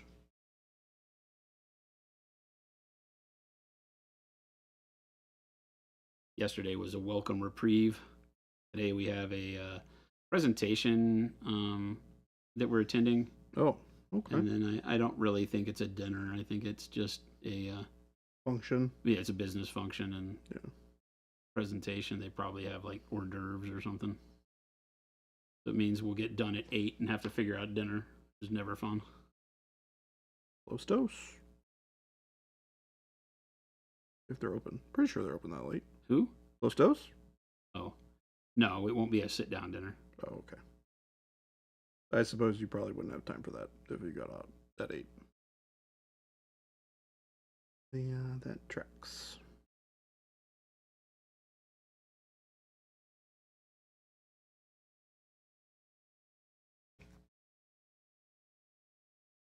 I think that white blue really drives it home on the jade. Yeah, it certainly does. What a nice little accent to the jade there. Yeah.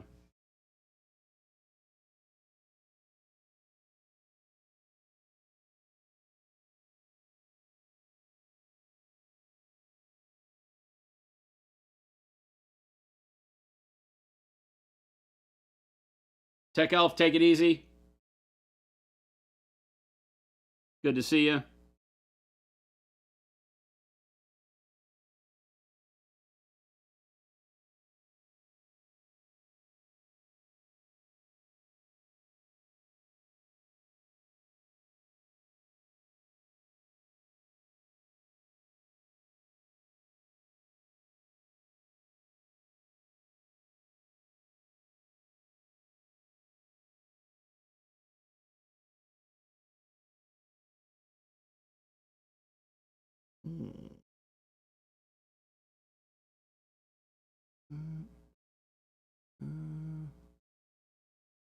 Grimdark Ozark. As we get close to the release, I'd love to see you paint something on stream using only the new colors.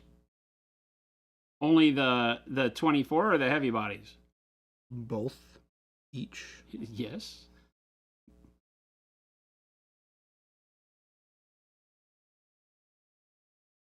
I'm sure we'll have lots of content forthcoming with both. Oh yeah, totally. Totally. Although the 24 colors are something really special. Yeah, they are. You guys aren't prepared. They really are not. We're unable to give you all of the details. I shall reveal nothing. But rest assured, you're going to be blown away, I believe, when we announce it.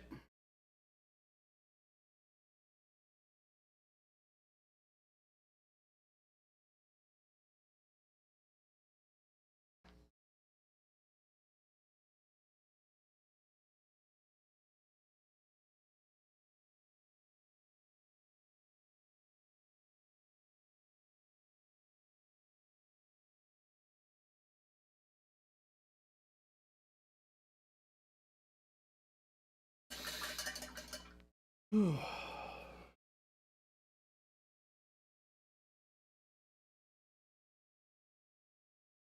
starting to come together. Get around to painting this face at some point. These big, smooth surface robot faces are always kind of weird for me. It's like painting a drum cymbal. Yeah. Not having any expression is always very weird. Mm-hmm. Well, and it's just all flat too. Yeah, there's it's just no flat, reflective surface. No shading you can do other than the reflection on it. Really, really bizarre.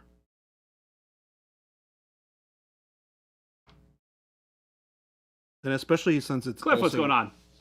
Also in shadow too. Bizarre. What's up there, Cliff Jumper? Nice to see you again. Played a game of Shatterpoint with this gentleman yesterday. What? Mm-hmm. I actually drove to the wrong store first on accident, though. That sounds like you. Considering none of the stores are close, that was probably a hassle. I definitely went to Old World and then had to drive to Gamers Guild. Oh my god, dude. Yeah. Bad mistake.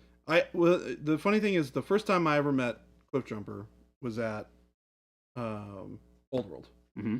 Oh, so now you just register that, hey, I'm going to go hang out with Cliff Jumper, so I'm going to Old World. Right. But the first time, the subsequent times that I'd met him was at Gamers Guild. Oh, so now you have no excuse. Well, yes. I will say, we didn't specify where we were going to have the thing. So, but I should have asked. Should have double checked. Was that Chris's fault too? You know what? I will lay that one at the feet of Gabe. Damn. Yeah. Can't trust this Baby J guy. I only blame them because I have dear love in my heart for the two of them. That's a lie. That's not a lie at all. It might be a subtle exaggeration. But a lie?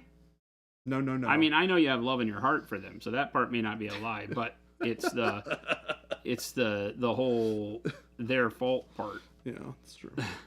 And then you playing it off as if, but I love them. But I really love these guys. They're so great. It's like, but you're throwing them under the bus. Throwing them under the bus. You're Baby J-ing them. I am Baby Jane them. Man, what else would I do other than throw people that I love under the bus? Right, Mo? Damn. Mo, how's it feel to be so loved?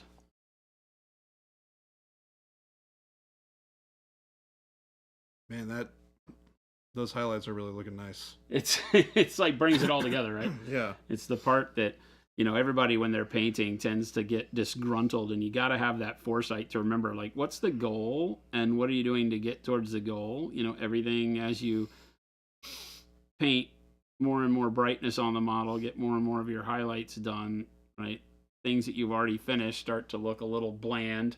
Mm-hmm. And you always got to remember, well, I'm coming back to them.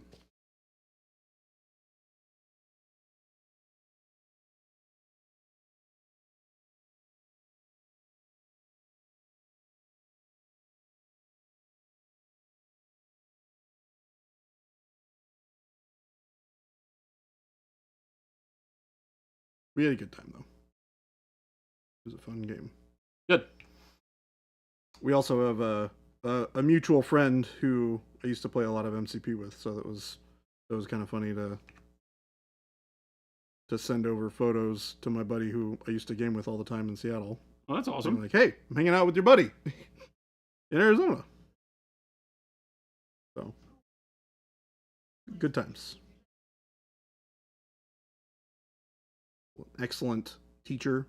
Runs a lot of the MCP events around here in the Valley. Awesome. Thank you so much, Spitfire. What's going on? Spitfire. Yeah, that's starting to look good. Mm-hmm. Spitfire does have a question. Does anyone know the best place to find PDFs of books, newspapers, articles? The library? Library would be my first recommendation. Always. Because they subscribe to everything. Mm-hmm. you need anything, largely it just depends on what you're looking for. The library's a good starting point though, because it's going to have a lot of stuff. Source says, note to self: never ever buy another mini on a horse. I don't know. Horses are kind of fun to paint sometimes, but sometimes, like you said, never buy them again. It can be a lot. Ooh, Piccolo Picasso's got a deep question for you, Jason. For me? Yeah. Why's it gotta be for me? I'm assuming this is for you, as you would have a more interesting answer to this than I would. Where do you see Monument in 5 years from now? Ruling the world. He says that, but he's not lying. Jason's definitely the type to rule the world. 5 years. Yeah. I mean, we, as a business, we plan out, 1, 3, 5 year plans all the time. And we have a thing around here that we're attempting to be the world's largest employee owned hobby company. So we have that we're always shooting for. I don't know that that's a 5 year plan, but just continue to grow, continue to reach out. One of our big things is that, we, as every year that we grow, we reach more and more people in the community. Oh, I'm on the... Oh, you punched in. Hang on a second. Let me steal the thing, and then yeah, then we can do it. What? There you go. The get zoomed in here. But yeah, I mean that's the goal, right? Is to keep growing, keep reaching more people, keep growing our community, keep doing the things like this on the stream, keep teaching the love of miniature painting to more and more people. Our hobby is in a spot right now where it's growing just tremendously with bringing new people in from every avenue, from video games again with Space Marine 2, board games including miniatures in them, Dungeons and Dragons continuing to climb, and RPGs growing, and miniatures in those worlds becoming more available, 3D printing. The world of physical miniatures and painting is reaching out in ways that it never has before, where people can just get intrigued by, hey, here's a model, and oh, I can paint that, and not even care what it's for. Whereas we've always had in the past to think in terms of what are the big games and let's focus on those. And now it's not, there's a lot more freedom there to, be more oriented towards art. We did a deal with Nova Open that we, created the slogan art first. And that's always our mentality around here, is that I believe that the social aspect of our world in both gaming and painting is so huge as not only a mental health thing, but just a quiet the soul thing, right? And so that's where we're at. We're going to continue to do that. Sell the experience of painting. I love it. I'm on board for this plan. We've got a fantastic team. People like Jordan that believe in it too. So we've got a really good culture around here. We just keep growing. Keep having to get a bigger and bigger building. Yeah. Oh my gosh. In 5 years, we'll be in 3 times the size of space we are, probably. Crazy. It is insane to think about. Because I haven't even been here for 2 years. Yeah. I've been here for I don't know what, a year and 2/3 to 3/4. Yep. So I'm coming up on my 2 years, but we have grown at not an alarming rate, but at a crazy pace since I've been. It's alarming when you have to deal with all of it sometimes. Yeah, for you it's probably great. alarming. Yeah, it's great. We've doubled in size every year since 2016. Great. So just think about that for a second. Well, just the amount of employees. How many people do we have here now? Nearly 30. Yeah, nearly 30 people. There were 12 when I started? In 2020 we had 1. Yeah, in 2020 we Think had about that. 1. Think about that for a second. Yeah. that when I tell people that, it blows their mind. They're like, what? Good old Ruben. What? The man, the myth, the legend. Saw the post about paint averaging beast. 10,000 bottles a day of paint. Yeah. And that's low. I'm not sure what I would have thought production volume would be, but that seems like a lot. I mean, it's for us, it's a lot, right? I mean, we only know us. I'm sure for, companies like Army Painter and Citadel, that's a drop in the bucket. But, the fact that after 6 years of having our paint out there, we're competing with the big boys. Mm-hmm. We register in the top 3, top 4 paints in the world most of the time, and that's pretty incredible. Yeah. And there's a lot of things that we're number 2 at. We're number 1 in quality. We are. Right? So, yeah, we've we're happy with what we're doing and how we're doing it, and doing it with you guys is great. So it's always tough. We'll be doing this, just more of it. Is what we'll be doing in 5 years. Yeah, I love it. I mean, you brought me on here, and ever since I started, I love bringing excitement to people about the hobby, which is what we're all about. Yeah. So I'm stoked. I'm all in. Yeah, it's less about paint, more about having fun painting. Yeah, it's about that experience, right? Whiskey says, I've never tried anything larger than a Space Marine. Is there a texture trainer you can recommend for your first one to try? Honestly, with the texture trainers, whichever one jumps out at you, you think you would like to paint. The thing when moving into anything new in art and creation in general, I think, is rule of cool. Find one that you're like, you know what, I really dig that. That speaks to me. Because then you'll paint it. And you'll do a hell of a job on it. You know, if you force yourself into somebody telling you, you need to do this, then, you know, if it doesn't really gel with you, you're going to be fighting it the whole time. So I'm a big fan of rule of cool. All of the texture trainers are there to not only be cool finished products, but to have a nuance to them. You know, we've got the 2 fantasy ones, really, the more, you know, on the Crone. Even the Salamander, I guess you could say, is more fantasy, right? And the one sci-fi one and the Hunter. And then we were bringing another wave out. There'll be wave 2 that'll have 3 more on them, and that one's going to be really cool. And we're working with some outside parties to license some things for wave 3, which would be really neat. So there'll be more coming too. Who was the employee? Slow Fuse or Jen? It was Ruben. Yeah, it was Ruben. Ruben. We don't count ourselves. Jen and I don't count ourselves very often. Yeah. Don't answer if you can't, but can you share with us your biggest fail in the company? Could be a bad product idea or a mistake that made you lose significant amounts. Our first distributor was a huge mistake. Nearly killed the company. So yeah, that was our biggest mistake. We haven't, luckily, knock wood, we've really had a simple run of it in terms of that. I say simple. It's all difficult work, but it's work that you can get it done and you reap rewards, you know. Most of our products have been fantastic. We had the matte varnish that we had to pull back before release after we had produced it because we saw it satiny out during high humidity times. Yeah. So we re-engineered that, and that's about to launch again. So that one, you know, that was a bummer, but it didn't, you know, it was just, oh well, you know. Yeah. I felt bad because we had said we were releasing it. A lot of people wanted it. That was the worst part about that. It wasn't like a financial issue. But the biggest thing was our initial distribution and the way we chose to go to market and the partners we went to market with. It nearly killed the company. It taught us a lot though. Mm-hmm. And luckily we got back on our feet very quickly. And it's been to the moon ever since. Yeah. Yeah, literally just rocket ship. Life's too short to paint anything you don't think looks cool. Yeah, exactly, right? I mean, honestly, I go around and look. Like today, as a matter of fact, I went and looked on My Mini Factory, and I just went and looked at 3D sculpts. I just wanted to get like my brain flowing, and was just looking at some cool sculpts.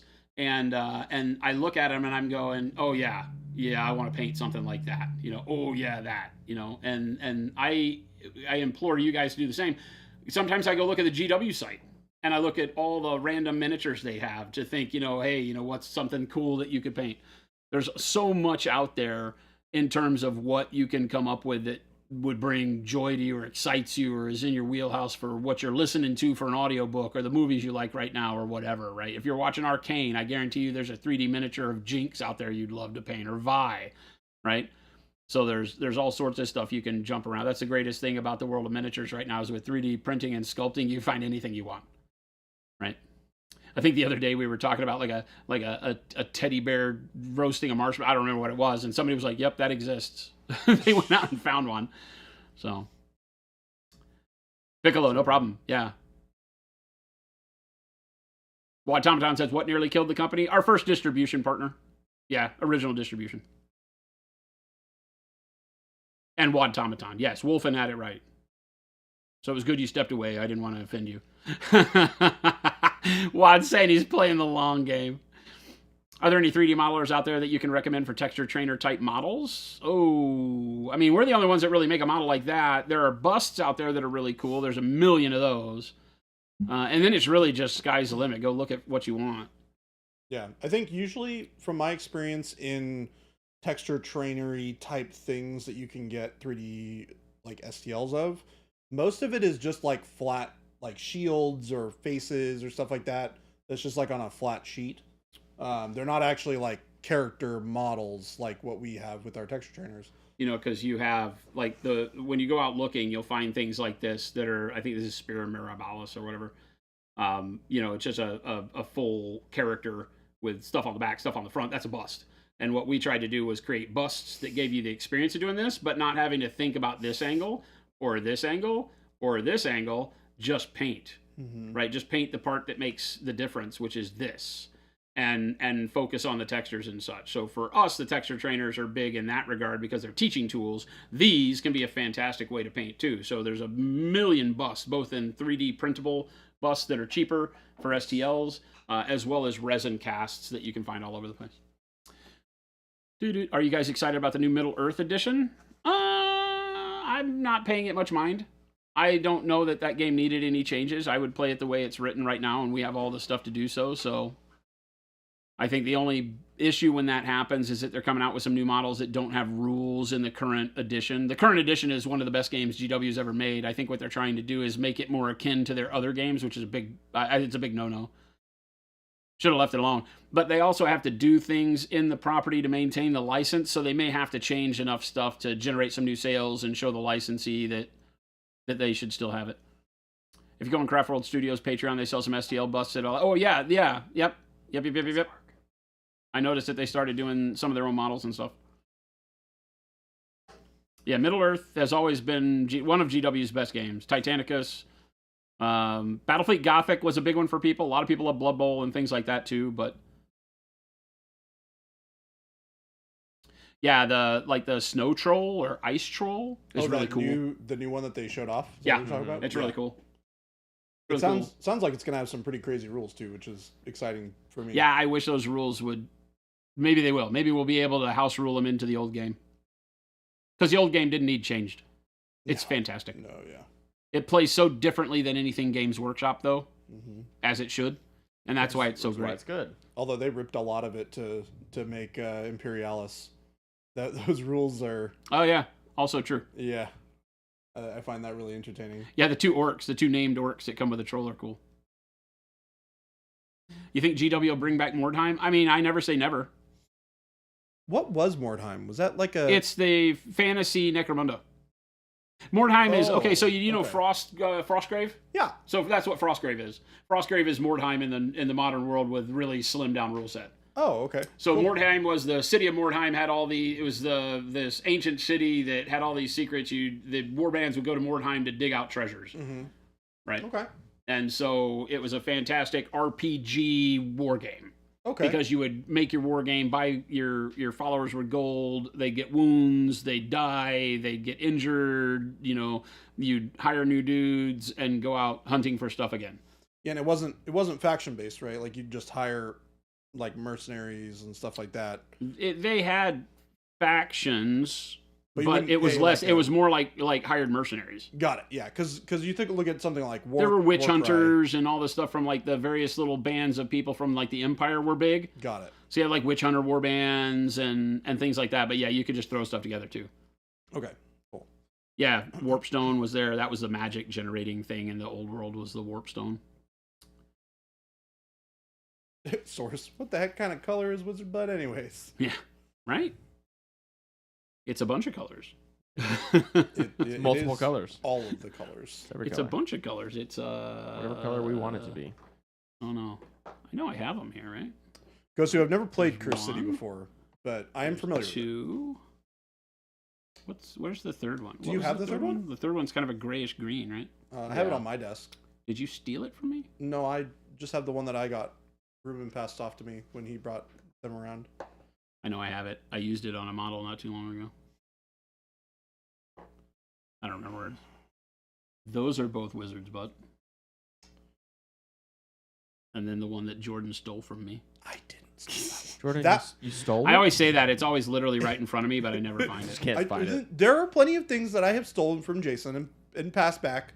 This one, I can assure you, is not one of them. Fair enough. I never believe him until I find my own. True.